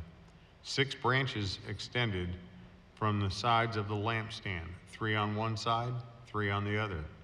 3 cups shaped like almond flowers with buds and blossoms were on one branch, 3 on the next branch, and the same for all 6 branches extending from the lampstand. And on the lampstand were 4 cups shaped like almond flowers with buds and blossoms. One was under the first pair of branches extending from the lampstand, a second bud under the second pair, and a third bud under the third pair, 6 branches in all. The buds and the branches were all of one piece, with the lampstand hammered out of pure gold. They made its 7 lamps, as well as its wick trimmers and trays of pure gold. They made the lampstand and all its accessories from 1 talent of pure gold. The altar of incense. They made the altar of incense out of acacia wood. It was square, 1 cubit long and 1 cubit wide and 2 cubits high. Its horns of one piece with it. They overlaid the top and all the sides and the horns with pure gold and made a gold molding around it. They made 2 gold rings below the moldings, 2 on each of the opposite sides, to to hold the poles used to carry it. They made the poles of acacia wood and overlaid them with gold. They also made the sacred anointing oil and the pure fragrant incense, the work of a perfumer. The altar of burnt offering, Exodus 38. They built the altar of burnt offering of acacia wood, 3 cubits high, and it was square, 5 cubits long and 5 cubits wide. They made a horn at each of the 4 corners, so that the horns and the altar were of one piece. And they overlaid the altar with bronze. They made all its utensils of bronze, its pots, shovels, sprinkling bowls, meat forks, and fire pans. They made a grating for the altar, a bronze network to be under its ledge, halfway up the altar. They cast bronze rings to hold the poles for the corners of bronze grating. They made the poles of acacia wood and overlaid them with bronze. They inserted the poles into the rings so they would be on the sides of the altar for carrying it. They made it hollow out of boards, the basin for washing. They made the bronze basin and its bronze stand from the mirrors of the woman who served at the entrance to the tent of meetings. The courtyard. Next, they made the courtyard. The south side was 100 cubits long and had curtains of finely twisted linen, with 20 posts and 20 bronze bases, and with silver hooks and bands on the posts. The north side was also 100 cubits long and had 20 posts and 20 bronze bases, with silver hooks and bands on the posts. The west end was 50 cubits wide and had curtains with 10 posts and 10 bases, with silver hooks and bands on the posts. The east end, toward the sunrise, was also 50 cubits wide. Curtains 15 cubits long were on the one side of the entrance, with 3 posts and 3 bases, and the curtains 15 cubits long were on the other side of the entrance to the courtyard, with 3 posts and 3 bases.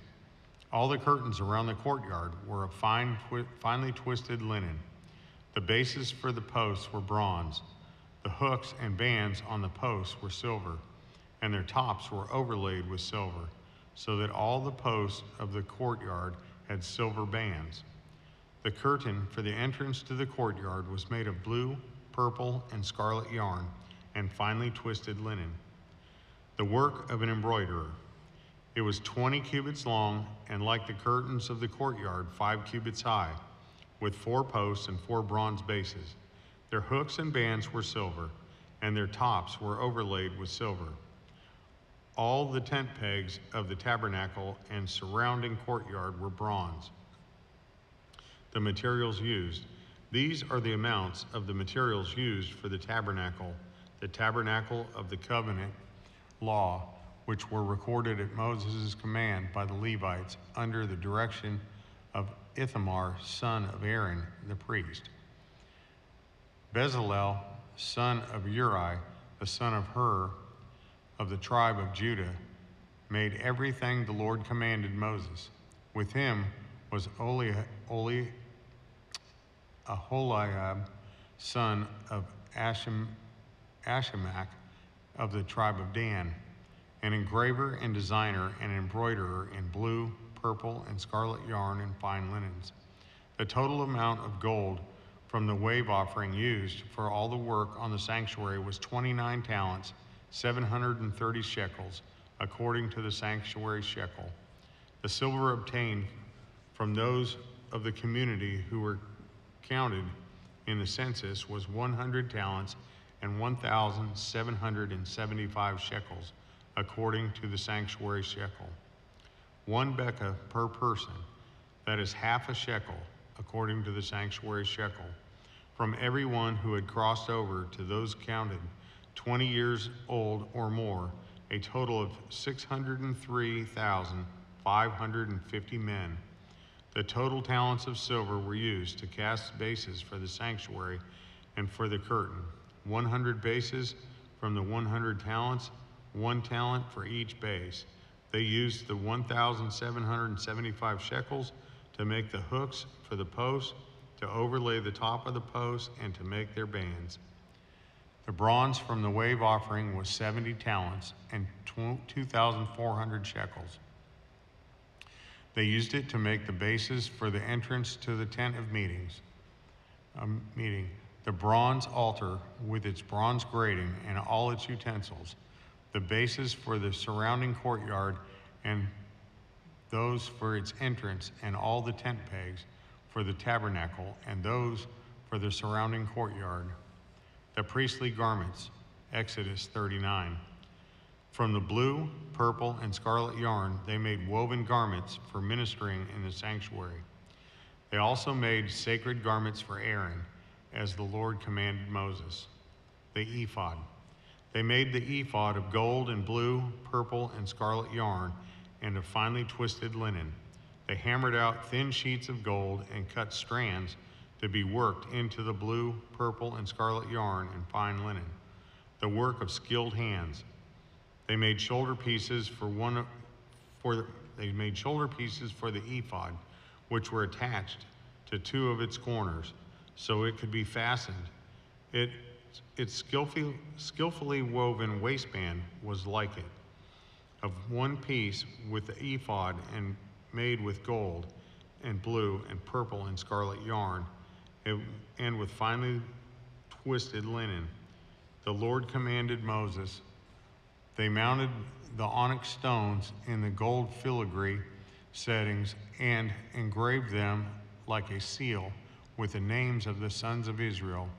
Then they fastened them on the shoulder pieces of the ephod as memorial stones for the sons of Israel, as the Lord had commanded Moses. The breastpiece. They fashioned the breastpiece, the work of a skilled craftsman. They made it like the ephod, of gold and blue and purple and scarlet yarn, and of finely twisted linen. It was square, a span long and a span wide, and folded double. They mounted 4 rows of precious stones on it. The first row was carnelian, chrysolite, and beryl. The second row was turquoise, lapis, lazuli, and emerald. The third row was jacinth, agate, and amethyst. The fourth row was topaz, onyx, and jasper. They were mounted in gold filigree settings. There were 12 stones, 1 for each of the names of the sons of Israel, each engraved like a seal with the name of the 12 tribes. For the breastpiece, they made braided chains of gold like a rope. They made 2 gold filigree settings and 2 gold rings, and fastened the rings to 2 of the corners of the breastpiece. They fastened the 2 gold chains to the rings at the corners of the breastpiece, and the other ends of the chains to the 2 settings attached them to the shoulder pieces of the ephod at the front. They made 2 gold rings and attached them to the other 2 corners of the breastpiece on the inside edge next to the ephod. Then they made 2 more gold rings and attached them to the bottom of the shoulder pieces on the front of the ephod, close to the seam just above the waistband of the ephod. They tied the rings of the breastpiece to the rings of the ephod with blue cord, connecting it to the waistband so that the breastpiece would not swing out from the ephod, as the Lord had commanded Moses. Other priestly garments. They made the robe of the ephod entirely of blue cloth, the work of a weaver, with an opening in the center of the robe like the opening of a collar, and a band around this opening so that it would not tear. They made pomegranates of blue, purple, and scarlet yarn and finely twisted linen around the hem of the robe. And they made bells of pure gold and attached them around the hem between the pomegranates.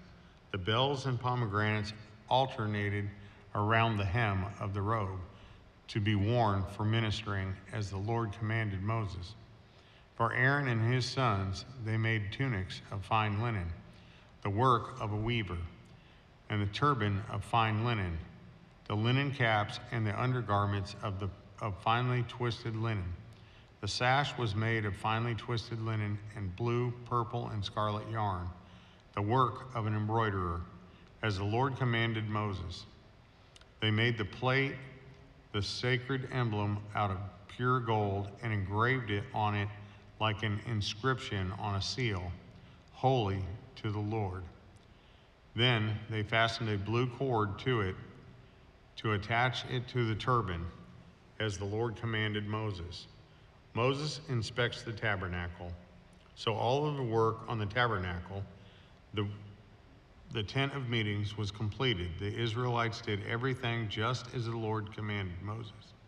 Then they brought the tabernacle to Moses, the tent and all its furnishings, its clasps, frames, crossbars, posts, and bases, the covering of ram skins dyed red, and the covering of another durable leather, and the shielding curtain, the Ark of the Covenant law with its poles and the atonement cover, the table with all its articles, and the bread of the presence, the pure gold lampstand with its row of lamps and all its accessories, and the olive oil for the light, the gold altar and the anointing oil, the fragrant incense, and the curtain for the entrance to the tent, the bronze altar with its bronze grating, its poles, and all its utensils, the basin with its stand, the curtains of the courtyard with its posts and bases, and the curtain for the entrance to the courtyard, the ropes and tent pegs for the courtyard, all the furnishings for the tabernacle,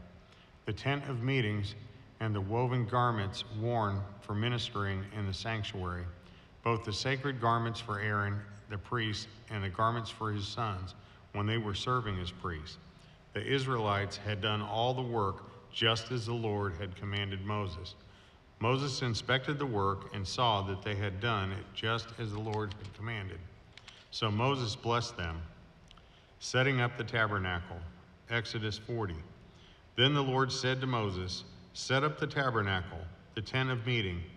On the first day of the first month, place the Ark of the Covenant law in it, and shield the ark with the curtain.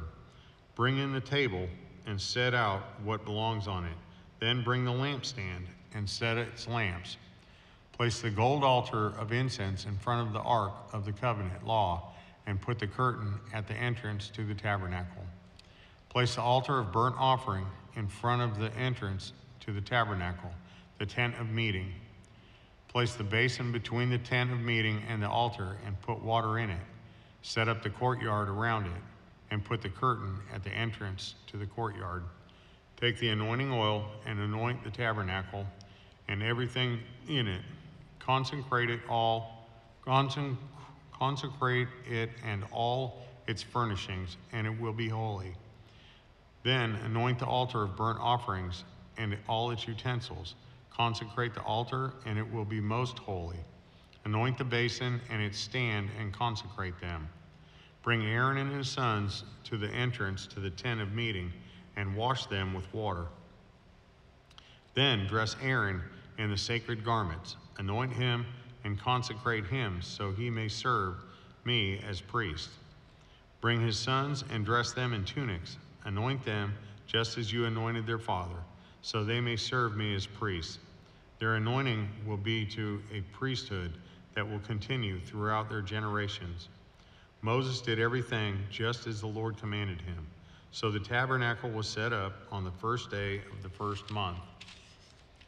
In the second year, when Moses set up the tabernacle,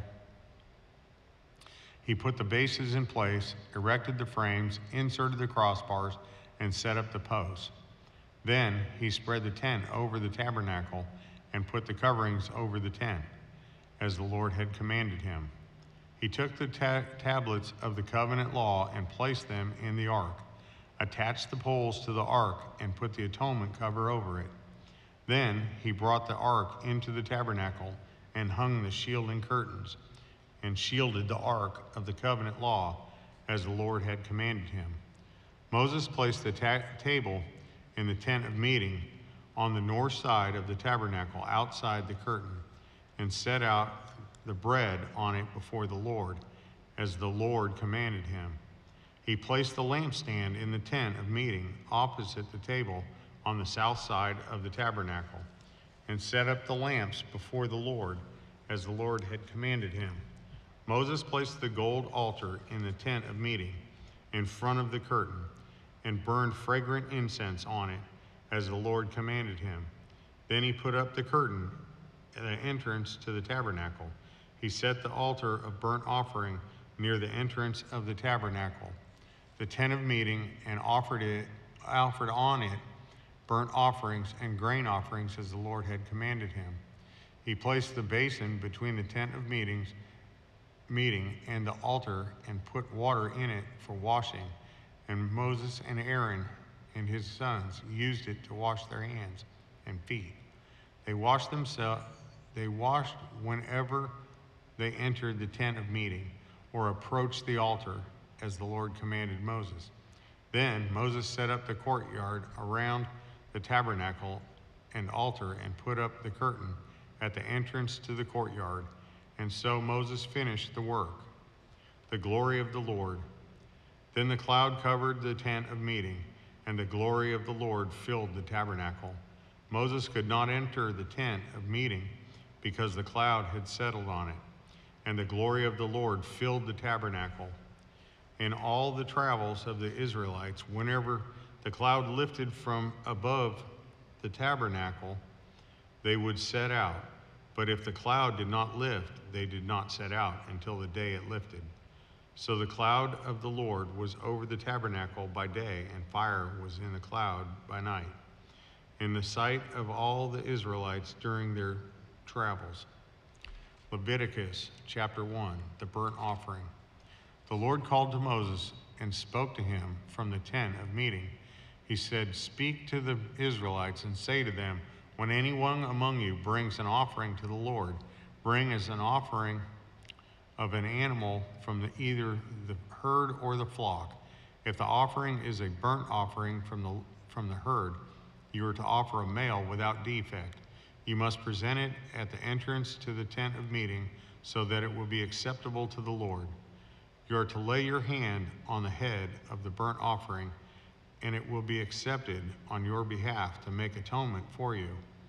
There, you are to slaughter the young bull before the Lord, and then Aaron's sons, the priests, shall bring the blood and splash it against the side of the altar at the entrance to the tent of meeting.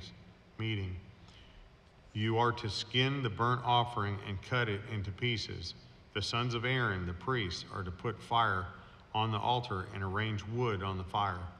Then Aaron's sons, the priests, shall arrange the pieces, including the head and the fat, on the wood that is burning on the altar. You are to wash the internal organs and the legs with water, and the priest is to burn all of it on the altar. It is a burnt offering, a food offering, an aroma pleasing to the Lord. If the offering is a burnt offering from the flock, from either the sheep or the goats, you are to offer a male without defect. You are to slaughter it at the north side of the altar before the Lord, and Aaron's sons, the priests, shall splash its blood against the sides of the altar. You are to cut it into pieces, and the priest shall arrange them, including the head and the fat, on the wood that is burning on the altar. You are to wash the internal organs and the legs with water, and the priest is to bring all of them and burn them on the altar. It is a burnt offering, a food offering, an aroma pleasing to the Lord. If the offering to the Lord is a burnt offering of birds, you are to offer a dove or a young pigeon. The priest shall bring it to the altar, wring off the head, and burn it on the altar. Its blood shall be drained out on the side of the altar. He is to remove the crop and the feathers and throw them down east of the altar where the ashes are. He shall tear it open by the wings, not dividing it completely. And when the priest shall burn it on the wood, that it is burnt offering on the altar, it is a burnt offering, a food offering, an aroma pleasing to the Lord. The grain offering, Leviticus 2. When anyone brings a grain offering to the Lord, their offering is to be of the finest flour. They are to pour olive oil on it, put incense on it, and take it to Aaron's sons, the priests. The priest shall take a handful of the flour and oil, together with all the incense, and burn this as a memorial portion on the altar. A food offering is an aroma pleasing to the Lord. The rest of the grain offering belongs to Aaron and his sons. It is the most holy part of the food offering presented to the Lord. If you bring a grain offering baked in an oven, it is to consist of the finest flour, either thick loaves made without yeast and with olive oil mixed in, or thin loaves made without yeast and brushed with olive oil. If your grain offering is prepared on a griddle, it is to be made of the finest flour, mixed with olive oil and without yeast. Crumble it and pour oil on it. It is a grain offering. If your grain offering is cooked in a pan, it is to be made of the finest flour and some olive oil. Bring the grain offering made of these things to the Lord. Present it to the priest, who shall take it to the altar. He shall take out the memorial portion from the grain offering and burn it on the altar as a food offering, an aroma pleasing to the Lord. The rest of the grain offering belongs to Aaron and his sons. It is the most holy part of the food offering presented to the Lord. Every grain offering you bring to the Lord must be made without yeast, for you are not to burn any yeast or honey in a food offering presented to the Lord. You may bring them to the Lord as an offering in the first fruits, but they are not to be offered on the altar as a pleasing aroma. Season all your grain offerings with salt. Do not leave the salt of the covenant of your God out of your grain offerings. Add salt to all your offerings. If you bring a grain offering of first fruits to the Lord, offer crushed heads of new grain roasted in the fire. Put olive oil and incense on it. It is a grain offering. The priest shall burn the memorial portion of the crushed grain and the oil together with all the incense as a food offering presented to the Lord. Fellowship offering, Leviticus 3.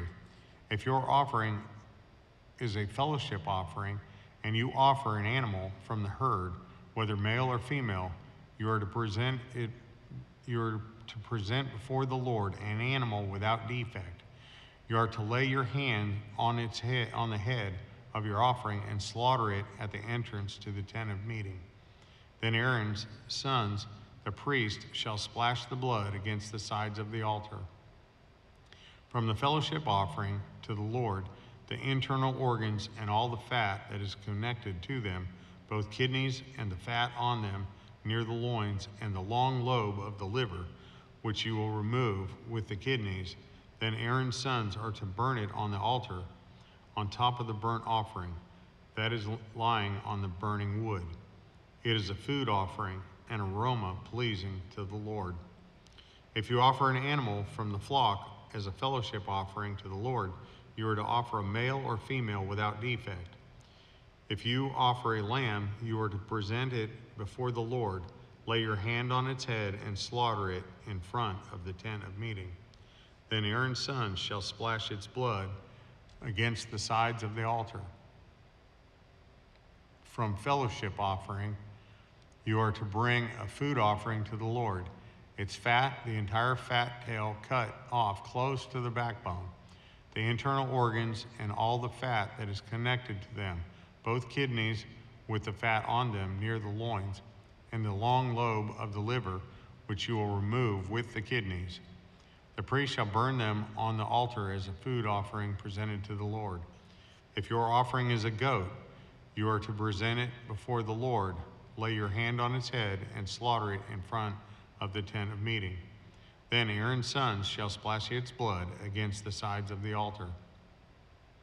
From what you offer, you are to present this food offering to the Lord, the internal organs and all the fat that is connected to them, both kidneys and the fat on them near the loins, and the long lobe of the liver, which you will remove with the kidneys. The priest shall burn them on the altar as a food offering, a pleasing aroma. All the fat is the Lord's. This is a lasting ordinance for the generations to come. Wherever you live, you must not eat any fat or any blood. The sin offering, Leviticus 4. The Lord said to Moses, "Say to the Israelites, when anyone sins unintentionally and does what is forbidden in any of the Lord's commands, if the anointed priest sins, bringing guilt on the people, he must bring to the Lord a young bull without defect as a sin offering for the sin he has committed. He is to present the bull at the entrance to the tent of meeting before the Lord. He is to lay his hand on its head and slaughter it there before the Lord. Then the anointed priest shall take some of the bull's blood and carry it into the tent of meeting. He is to dip his finger into the blood and sprinkle some of it 7 times before the Lord in front of the curtain of the sanctuary. The priest shall then put some of the blood on the horns of the altar of fragrant incense, and that is before the Lord in the tent of meeting. The rest of the bull's blood shall he shall pour out at the base of the altar of the burnt offering and the entrance to the tent of meeting. He shall remove all the fat from the bull of the sin offering, all the fat that is connected to the internal organs, both kidneys with the fat on them near the loins, and the long lobe of the liver, which he will remove with the kidneys, just as the fat is removed from the ox, sacrificed as a fellowship offering. Then the priest shall burn them on the altar of burnt offering. But the hide of the bull and all its flesh, as well as the head and legs of the internal organs and the intestines, that is all the rest of the bull, he must take outside the camp to a place ceremonially clean, where the ashes are thrown, and burn it there in a wood fire on the ash heap. If the whole Israelite community sins unintentionally and does what is forbidden in any of the Lord's commands, even though the community is unaware of the matter, when they realize their guilt and the sin they committed becomes known, the assembly must bring a young bull as a sin offering and present it before the tent of meeting. The elders of the community are to lay their hands on the bull's head before the Lord, and the bull shall be slaughtered before the Lord. Then the anointed priest is to take some of the bull's blood into the tent of meeting. He shall dip his finger into the blood and sprinkle it before the Lord 7 times in front of the curtain. He is to put some of the blood on the horns of the altar that is before the Lord in the tent of meeting. The rest of the blood he shall pour out at the base of the altar of burnt offering, at the entrance to the tent of meeting. He shall remove all the fat from it and burn it on the altar, and do with this bull just as he did with the bull for the sin offering. It is the way the priest will make atonement for the community, and they will be forgiven. Then he shall take the bull outside the camp and burn it as he burned the first bull. This is the sin offering for the community. When a leader sins unintentionally and does what is forbidden in any of the commands of the Lord his God, when he realizes his guilt, the sin he has committed becomes known, he must bring as his offering a male goat without defect. He is to lay his hand on the goat's head and slaughter it at the place where the burnt offering is slaughtered before the Lord. It is a sin offering. Then the priest shall take some of the blood of the sin offering with his finger and put it on the horns of the altar of burnt offering, and pour out the rest of the blood at the base of the altar. He shall burn all the fat on the altar as he burned the fat of the fellowship offering. In this way, the priest will make atonement for the leader's sin, and he will be forgiven. If any member of the community sins unintentionally, does what is forbidden in any of the Lord's commands, then they will realize their guilt, and the sin they have committed becomes known. They must bring as an offering they must bring their sin offering for the sin they committed, a female goat without defect. They are to lay their hand on the head of the sin offering and slaughter it at the place of the burnt offering. Then the priest is to take some of the blood with his finger and put it on the horns of the altar of burnt offering, and pour out the rest of the blood at the base of the altar. They shall remove all the fat, just as the fat is removed from the fellowship offering, and the priest shall burn it on the altar as an aroma pleasing to the Lord. In this way, the priest will make atonement for them, and they will be forgiven. If someone brings a lamb as their sin offering, they are to bring a female without defect. They are to lay their hand on its head and slaughter it for a sin offering at the place where the burnt offering is slaughtered. Then the priest shall take some of the blood of the sin offering with his finger and put it on the horns of the altar of burnt offering, and pour out the rest of the blood at the base of the altar.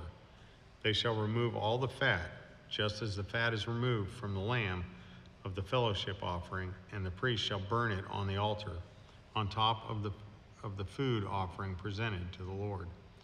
In this way, the priest will make atonement for them for the sin they have committed, and they will be forgiven. Leviticus chapter 5. If anyone sins because they do not speak up when they hear a public charge to testify regarding something they have seen or learned about, they will be held responsible. If anyone becomes aware that they are guilty, if they unwittingly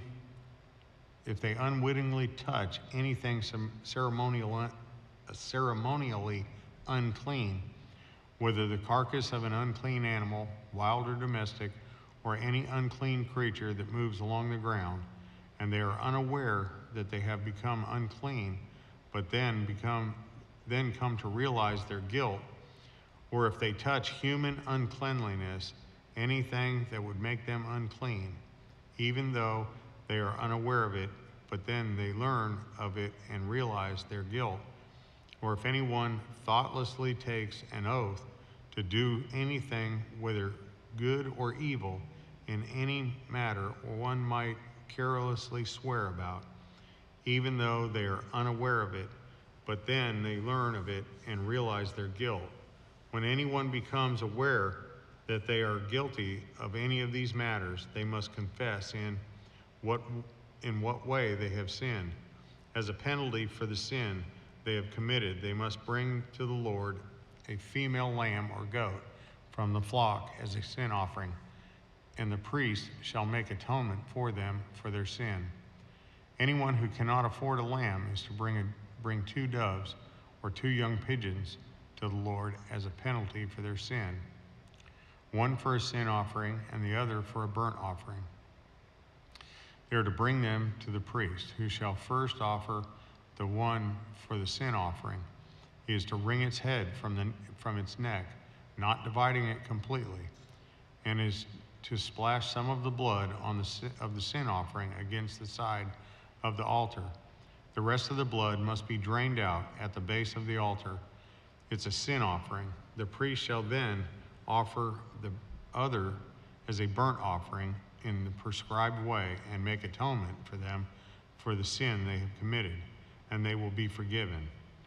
If, however, they cannot afford 2 doves or 2 young pigeons, they are to bring as an offering for their sin a tenth of an ephah, the finest flour for a sin offering.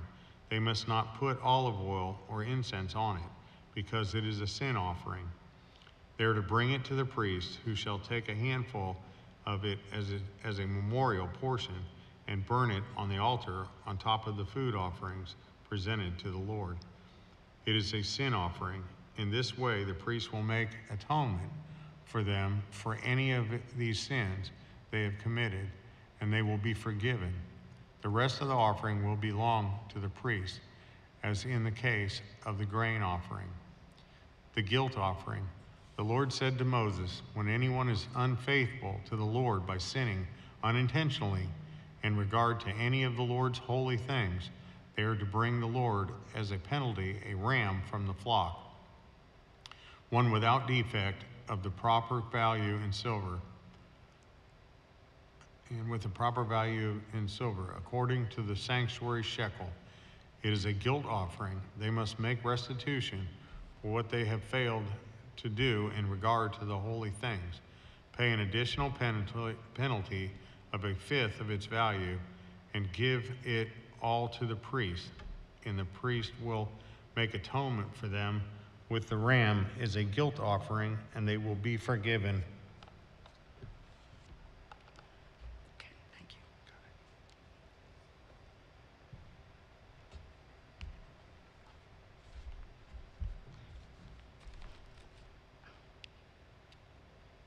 If anyone sins and does what is forbidden in any of the Lord's commands, even though they do not know it, they are guilty and will be held responsible. They are to bring it to the priest as a guilt offering, a ram from the flock, one without defect and of the proper value. In this way, the priest will make atonement for them for the wrong they have committed unintentionally, and they will be forgiven. It is a guilt offering. They have been guilty of wrongdoing against the Lord. Chapter 6. The Lord said to Moses, if anyone sins and is unfaithful to the Lord by deceiving a neighbor about something entrusted to them or left in their care, or about something stolen, or if they cheat their neighbor, or if they find lost property and be about it and lie about it, or if they swear falsely about any such sin that people may commit, when they sin, if they sin in any of these ways and realize their guilt, they must return what they have stolen or taken by extortion, or what was entrusted to them, or the lost property they found, or whatever it is they swore falsely about. They must make restitution in full, add a fifth of the value to it, and give it all to the owner on the day they present their guilt offering. And as a penalty, they must bring to the priest, that is, to the Lord, their guilt of offering a ram from the flock, one without defect and of the proper value. In this way, the priest will make atonement for them before the Lord, and they will be forgiven for any of the things they did that made them guilty. The burnt offering. The Lord said to Moses, give Aaron and his sons this command. These are the regulations for the burnt offering. The burnt offering is to remain on the altar hearth throughout the night till morning, and the fire must be kept burning on the altar. The priest shall then put on his linen clothes with linen undergarments next to his body, and shall remove the ashes of the burnt offering that the fire has consumed on the altar, and place them beside the altar. Then he is to take off these clothes and put on others, and carry the ashes outside of the camp to the place that is ceremonially clean. The fire on the altar must be kept burning. It must not go out. Every morning, the priest is to add firewood and arrange the burnt offering on the fire and burn the fat of the fellowship offerings on it. The fire must be kept burning on the altar continuously. It must not go out. The grain offering. These are the regulations for the grain offering. Aaron's sons are to bring it before the Lord in front of the altar. The priest is to take a handful of the finest flour and some olive oil, together with the incense on the grain offering, and burn the memorial portion on the altar as an aroma pleasing to the Lord. Aaron and his sons shall eat the rest of it, but it is to be eaten without yeast in the sanctuary area. They are to eat it in the courtyard of the tent of meeting. It must not be baked with yeast. I have given it as their share of the food offerings presented to me. Like the sin offerings, the guilt offering, it is most holy. Any male descendant of Aaron may eat it. For all generations to come, it is his perpetual share of food offerings presented to the Lord. Whatever touches them will become holy. The Lord also said to Moses, "This is the offering Aaron and his sons are to bring to the Lord on the day he is anointed, a tenth of an ephah of the finest flour as a regular grain offering. Half of it is in the morning and half in the evening. It must be prepared with oil on a griddle. Bring it well mixed and present the grain offering broken in pieces as an aroma pleasing to the Lord. The son who is to succeed him as anointed priest shall prepare it. It is the Lord's perpetual share, and it is to be burned completely. Every grain offering of a priest shall be burned completely. It must not be eaten." The sin offering. The Lord said to Moses, "Say to Aaron and his sons, these are the regulations for the sin offering. The sin offering is to be slaughtered before the Lord in the place of the burnt offering. In the place the burnt offering is slaughtered, it is most holy. The priest who offers it shall eat it. It is to be eaten in the sanctuary area, in the courtyard of the tent of meeting. Whatever touches any of the flesh will become holy. And if any of the blood is splattered on a garment, you must wash it in the sanctuary area.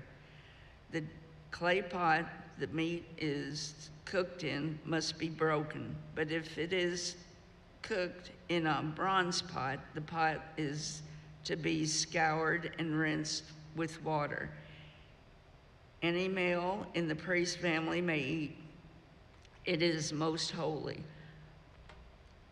But any sin offering whose blood is brought into the tent of meeting to make atonement is the holy place, must not be eaten. It must be burned up.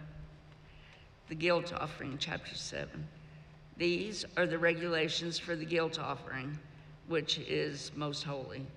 The guilt offering is to be slaughtered in the place where the burnt offering is slaughtered, and its blood is to be splashed against the sides of the altar.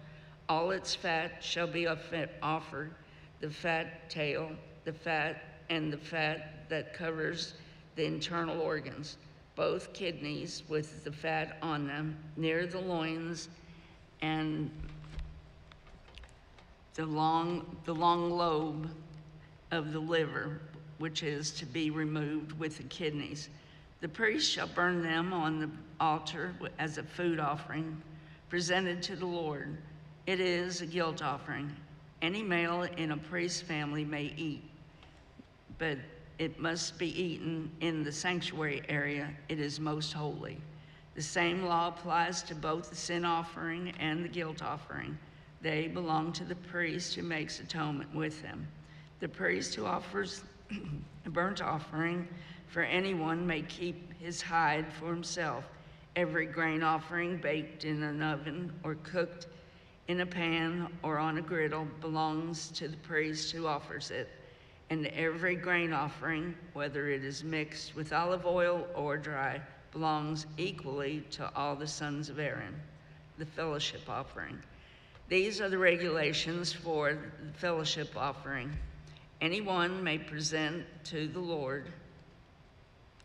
If they offer it as an expression of thankfulness, then they, along with this thank offering, they are to offer thick loaves made without yeast and with olive oil mixed in. Thin loaves made without yeast and brushed with oil, the thick loaves of the finest flour, well kneaded and with oil mixed in. Along with their fellowship offering of thanksgiving, they are to present an offering with thick loaves of bread made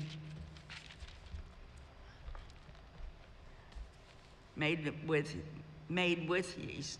They are to bring one of each kind as an offering, a contribution to the Lord. It belongs to the priest who splashes the blood of the fellowship offering against the altar. The meat of their fellowship offering of thanksgiving must be eaten on the day it is offered. They must leave none of it till morning. If, however, their offering is the result of a vow or is a free will offering, the sacrifice shall be eaten on the day they offer it. But anything left over may be eaten on the next day. Any meat of the sacrifice left over till the third day must be burned up. If any meat of the fellowship offering is eaten on the third day, the one who offered it will not be accepted. It will not be reckoned to their credit, for it has become impure. The person who eats any of it will be held responsible. Meat that touches anything ceremonially unclean must not be eaten. It must be burned up. As for other meat, anyone ceremonially clean may eat it. But if anyone who is unclean eats any meat of the fellowship offering belonging to the Lord, they must be cut off from their people. Anyone who touches something unclean, whether human uncleanliness or unclean animal or any unclean creature that moves along the ground and then eats any of the meat that has the fellowship offering belonging to the Lord must be cut off from their people. Eating fat and blood forbidden. The Lord said to Moses, "Say to the Israelites, do not eat any of the fat of the cattle, sheep, or goats. The fat of any animal found dead or torn by wild animals may be used for any other purpose, but you must not eat it. Anyone who eats the fat of an animal from which a food offering may be presented to the Lord must be cut off from their people.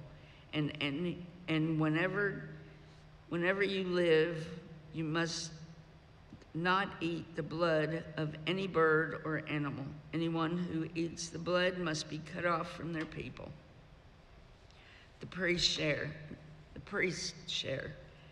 The Lord said to Moses, "Say to the Israelites, anyone who brings a fellowship offering to the Lord is to bring part of it as their sacrifice to the Lord. With their own hands, they are to present the food offering to the Lord. They are to bring the fat together with the beast, with the breast, and wave the breast before the Lord as a wave offering. The priest shall burn the fat on the altar, but the breast belongs to Aaron and his sons. You are to give the right thigh of your fellowship offerings to the priest as a contribution. The son of Aaron who offers the blood and the fat of the fellowship offering shall have the right thigh as his share. From the fellowship offerings of the Israelites, I have taken the breast that is waved and the thigh that is presented, and have given them to Aaron the priest and his sons as their perpetual share from the Israelites. This is the portion of the food offering presented to the Lord that were allotted to Aaron and his sons on the day they were presented to serve the Lord as priests. On the day they were anointed, the Lord commanded that the Israelites give this to them as their perpetual share for the generations to come. These then are the regulations for the burnt offerings, the grain offerings, and the sin offering, the guilt offering, and the ordination offering, and the fellowship offering, which the Lord gave Moses at Mount Sinai in the desert of Sinai on the day he commanded the Israelites to bring their offerings to the Lord. The ordination of Aaron and his sons, chapter 8. The Lord said to Moses, bring Aaron and his sons, their garments, and the anointing oil. The bull for the sin offering, the 2 rams and the basket containing bread made without yeast, and gather the entire assembly at the entrance to the tent of meeting. Moses did as the Lord commanded. As the Lord commanded him, and the assembly gathered together at the entrance of the tent meeting. Moses said to the assembly, this is what the Lord has commanded to be done. Then Moses brought Aaron and his sons forward and washed them with water. He put the tunic on Aaron, tied the sash around him, clothed him with the robe, and put the ephod on him. He also fastened the ephod with a decorative waistband, which he tied around him. He placed the breastpiece on him and put the Urim and the Thummim in the breastplate. Then he placed the turban on Aaron's head and set the gold plate, the sacred emblem on the front of it. And the Lord commanded Moses. Then Moses took the anointing oil and anointed the tabernacle with everything in it, and so consecrated them. He sprinkled some of the oil on the altar 7 times, anointing the altar and all its utensils, and the basin with its stand to consecrate them. He pounded some of the anointing oil on Aaron's head and anointed him to consecrate him. Then he brought Aaron's sons forward, put tunics on them, tied sashes around them, and fastened caps on them, as the Lord commanded Moses. He then presented the bull for the sin offering, and Aaron and his sons laid their hands on its head. Moses slaughtered the bull and took some of the blood with his finger. He put it on all the horns of the altar to purify the altar. He poured out the rest of the blood at the base of the altar. So he consecrated it to make atonement for it.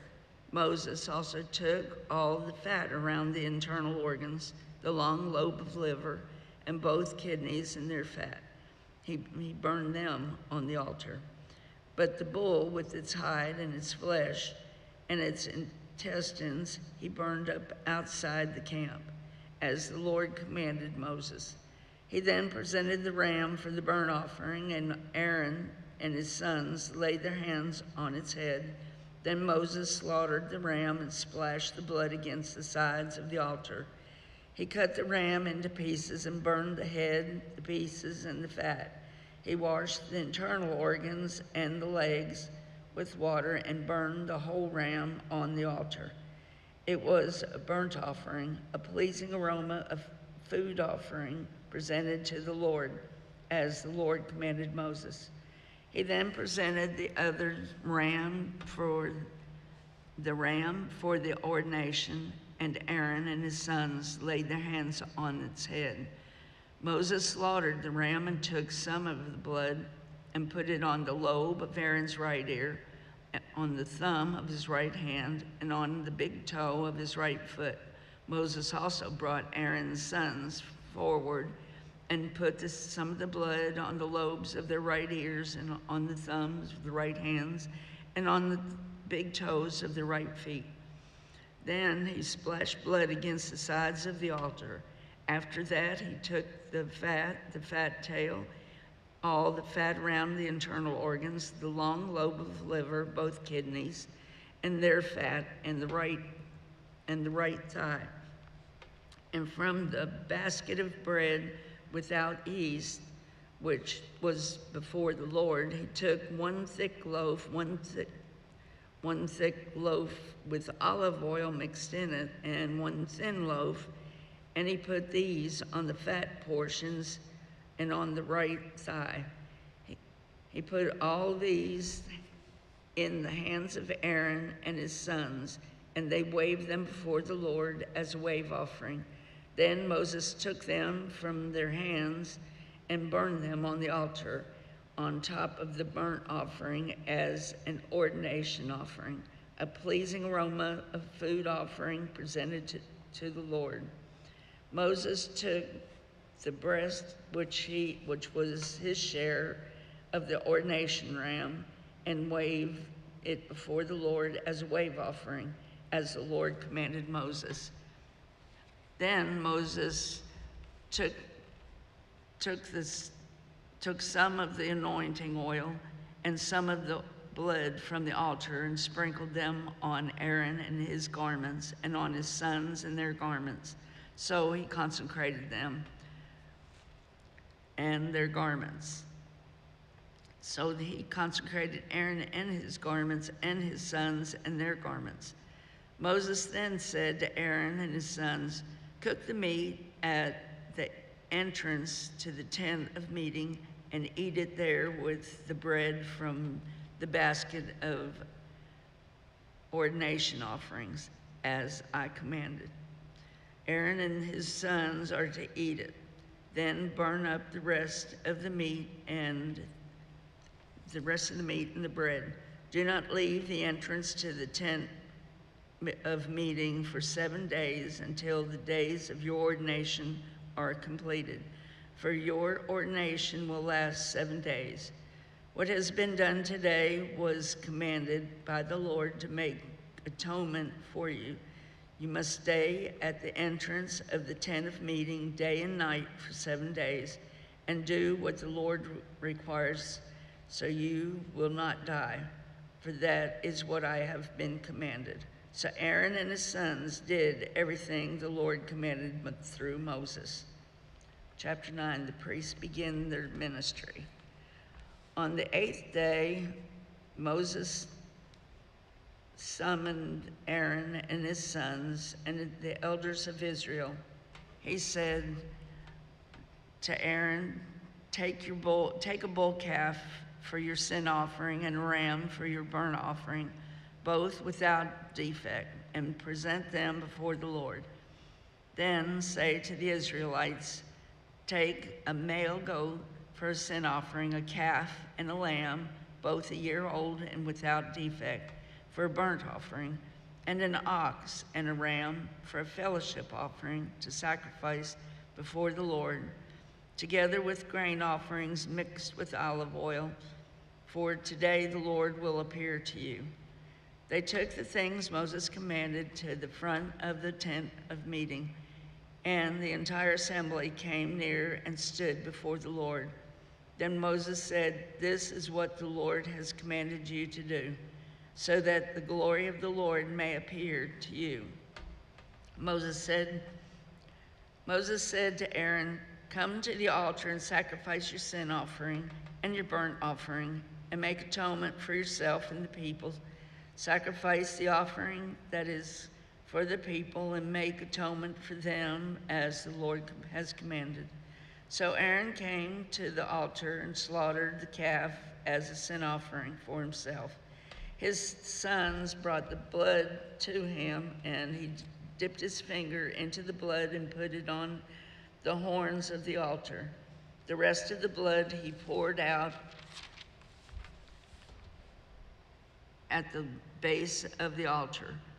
On the altar, he burned the fat, the kidneys, and the long lobe of the liver from the sin offering, as the Lord commanded Moses. The flesh and the hide he burned up outside the camp. Then he slaughtered the burnt offering. His sons handed him with the blood, and he splashed it against the sides of the altar. They handed him the burnt offering piece by piece, including the head, and he burned them on the altar. He washed the internal organs and the legs and burned them on top of the burnt offering on the altar. Aaron then brought the offering that was for the people. He took the goat for the people's sin offering and slaughtered it and offered it for a sin offering, as he did with the first one. He brought the burnt offering and offered it in the prescribed way. He also burnt the grain offering, took a handful of it, and burned it on the altar in addition to the morning burnt offering. He slaughtered the ox and the ram as a fellowship offering for the people. His sons handed him the blood, and he splashed it against the sides of the altar. But the fat portions of the ox and the ram, the fat tail, the layer of fat, the kidneys, and the long lobe of liver, these he laid on the breast, and then Aaron burned the fat on the altar. Aaron waved the breast and the right thigh before the Lord as a wave offering, as Moses commanded. Then Aaron lifted his hands toward the people and blessed them. And having sacrificed the sin offering, the burnt offering, and the fellowship offering, he stepped down. Moses and Aaron went into the tent of meeting. When they came out, they blessed the people, and the glory of the Lord appeared to be to all the people. Fire came from the presence of the Lord and consumed the burnt offering and the fat portions on the altar. And when all the people saw it, they shouted for joy and fell face down. Chapter 10, death of Nadab and Abihu. Aaron's sons, Nadab and Abihu, took their censers, put fire in them, and added in incense, and they offered unauthorized fire before the Lord, contrary to his command. So fire came out from the presence of the Lord and consumed them, and they died before the Lord. Moses said to Aaron, "This is what the Lord spoke of when he said, 'Among those who approach me, I will be proved holy. Among those who approach me, I will be approved holy. In the sight of all the people, I will be honored.'" Aaron remained silent. Moses summoned Mishael and Elzaphan, sons of Aaron's uncle Uzziel, and said to them, "Come here, carry your cousins outside the camp, away from the front of the sanctuary." So they came and carried them, still in their tunics, outside the camp, as Moses ordered. Then Moses said to Aaron and his sons Eleazar and Ithamar, Do not let your hair become unkempt, and do not tear your clothes, or you will die, and the Lord will be angry with the whole community. But your relatives, all the Israelites, may mourn for those the Lord has destroyed by fire. Do not leave the entrance to the tent of meeting, or you will die, because of the Lord's anointing oil is on you. So they did as Moses said. Then the Lord said to Aaron, you and your sons are not to drink wine or any fermented drink whenever you go into the tent of meeting, or you will die.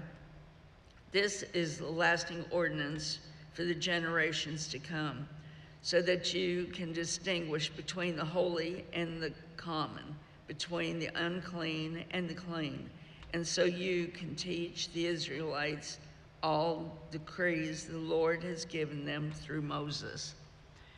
Moses said to Aaron and his remaining sons, Eleazar and Ithamar, take the grain offering left over from the food offering prepared without yeast and presented to the Lord, and eat it beside the altar, for it is most holy.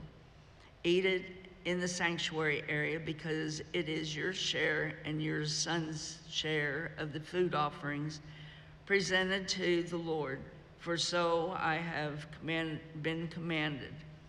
But you and your sons and your daughters may eat the breast that was waved and the thigh that was presented. Eat them in the ceremonially clean place. They have been given to you and your children as your share of the Israelites' fellowship offering. The thigh that was presented and the breast that was waved must be brought with the fat portions of the food offerings to be waved before the Lord as a wave offering. This will be the perpetual share for you and your children, as the Lord has commanded. Then when Moses inquired about the goat of the sin offering and found that it had been burned up, he was angry with Eleazar and Ithamar, Aaron's remaining sons, and asked, why didn't you eat the sin offering in the sanctuary area? It is most holy. It was given to you to take away the guilt of the community by making atonement for them before the Lord. Since its blood was not taken into the holy place, you should have eaten the goat in the sanctuary area as I commanded. Aaron replied to Moses, today they sacrifice their sin offerings and their burnt offering before the Lord, but such things this has happened to me. Would the Lord have been pleased if I had eaten the sin offering today? When Moses heard this, he was satisfied. Chapter 11, clean and unclean food. The Lord said to Moses and Aaron, say to the Israelites, of all the animals that live on land, these are the ones you may eat. You may eat any animal that has a divided hoof and that chews the cud. There are some that chew the cud or only have a divided hoof, but you must not eat them. The camel, though it chews its cud, does not have a divided hoof. It is ceremonially unclean for you. The hyrax, though it chews the cud, does not have a divided hoof. It is unclean for you. The rabbit chews its cud, but does not have a divided hoof. It is unclean for you.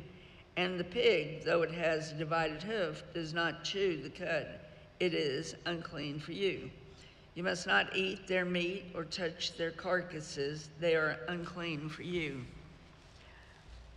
Of all the creatures living in the water, of the seas, of the streams, you may eat any that have fins and scales, but all creatures in the seas or streams that do not have fins and scales whether among all the swarming things or among all the other living creatures in the water, you are to regard as unclean. And since you are to regard them as unclean, you must not eat their meat. You must regard their carcasses as unclean. Anything living in this water that does not have fins and scales is to be regarded as unclean by you. These are the birds you are to regard as unclean and do not eat, because they are unclean: the eagle, the vulture, the black vulture, the red kite, and any kind of black kite, any kind of raven, the horned owl, the screech owl, the gull, any kind of hawk, the little owl, the cormorant, the great owl, the white owl, the desert owl, the osprey, the stork, any kind of heron, the hoopie, and the bat. All flying insects that walk on all fours are to be regarded as unclean by you. There are, however, some flying insects that walk on all fours that you may eat, those that have jointed legs for hopping on the ground. Of these you may eat of any kind of locust, katydid, cricket, or grasshopper. But all the other flying insects that have 4 legs you are to regard as unclean. You will make yourselves unclean by these. Whoever touches their carcasses will be unclean till evening.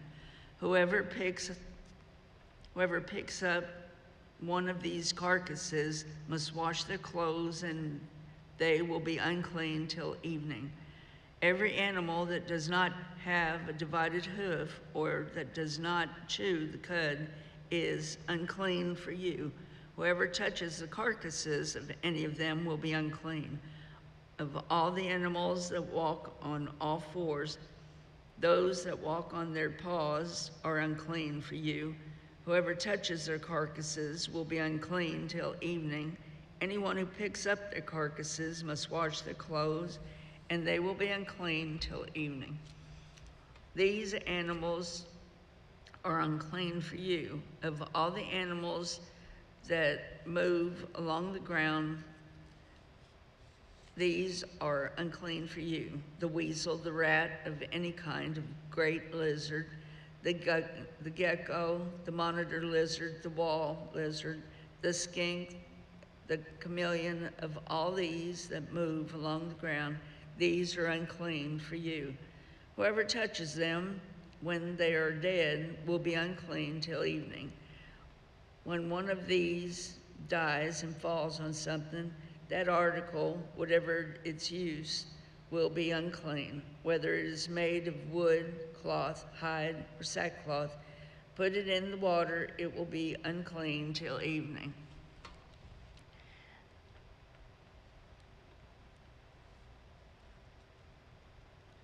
Then it will be clean.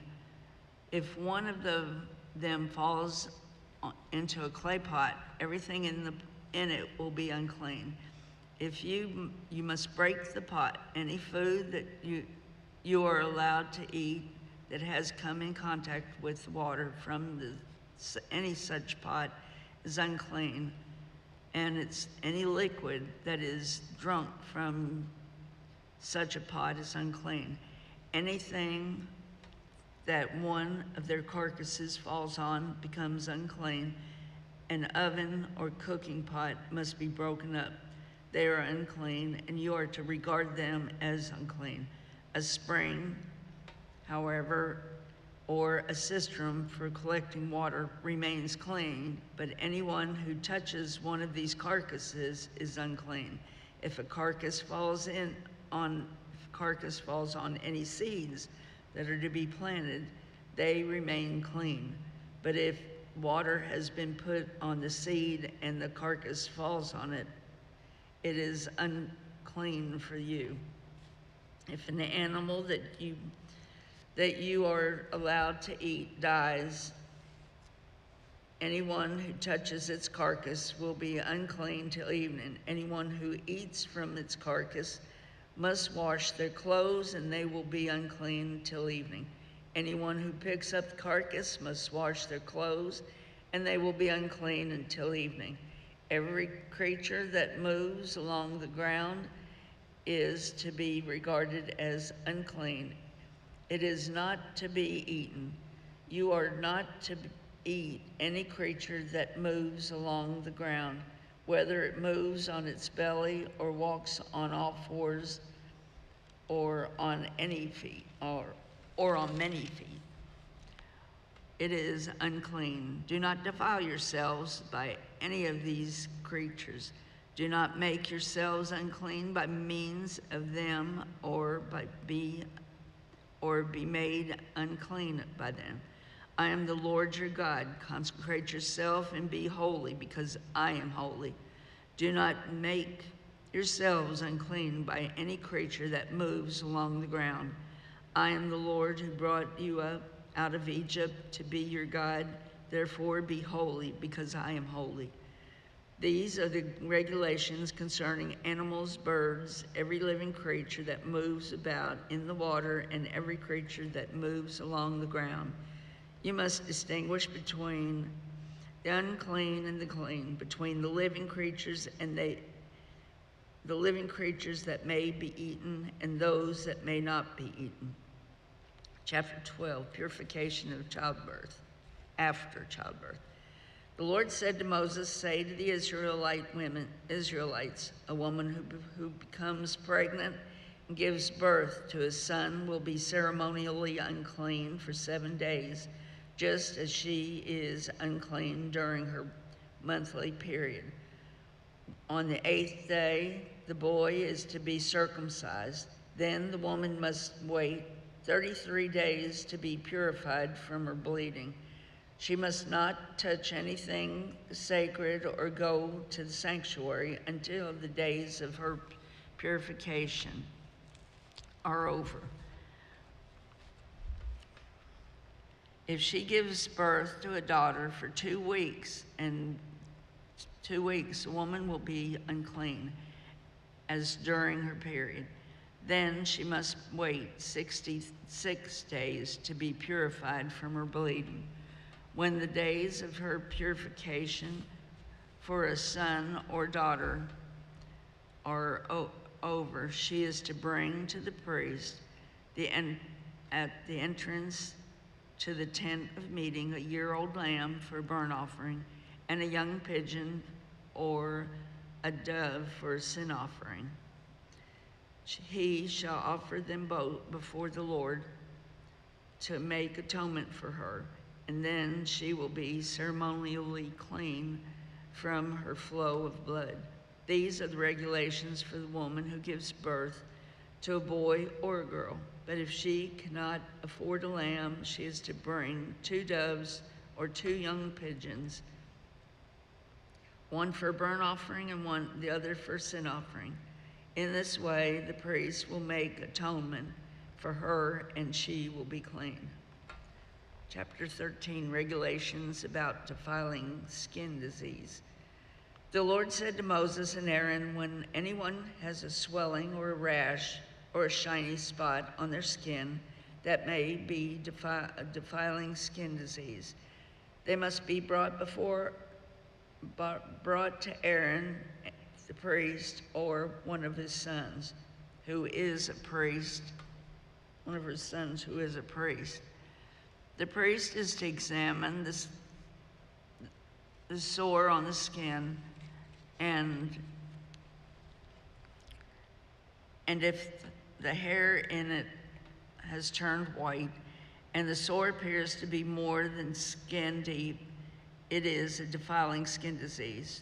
When the priest examines that person, he shall pronounce them ceremonially unclean.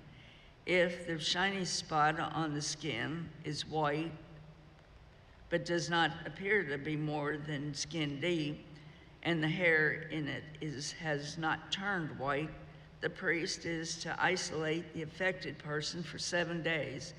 On the seventh day, the priest is to examine them, and if he sees that the sore is unchanged and has not spread in the skin, he is to isolate them for another 7 days. On the seventh day, the priest is to examine them again, and if the sore has faded and has not spread in the skin, the priest shall pronounce them clean. It is only a rash. They must wash their clothes, and they will be clean. But if the rash does spread in their skin after they have shown themselves to the priest to be pronounced clean, they must appear before the priest again.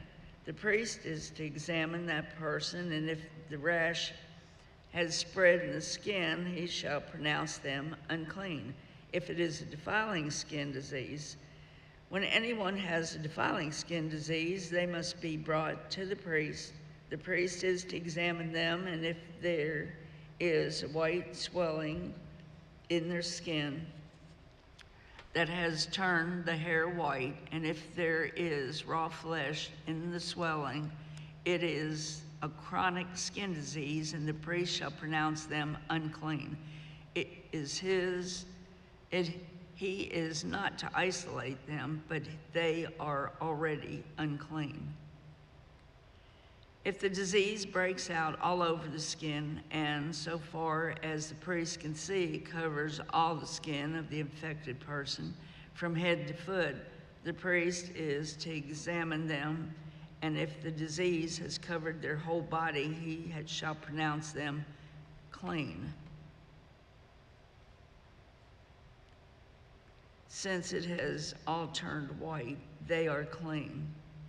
But whenever raw flesh appears on them,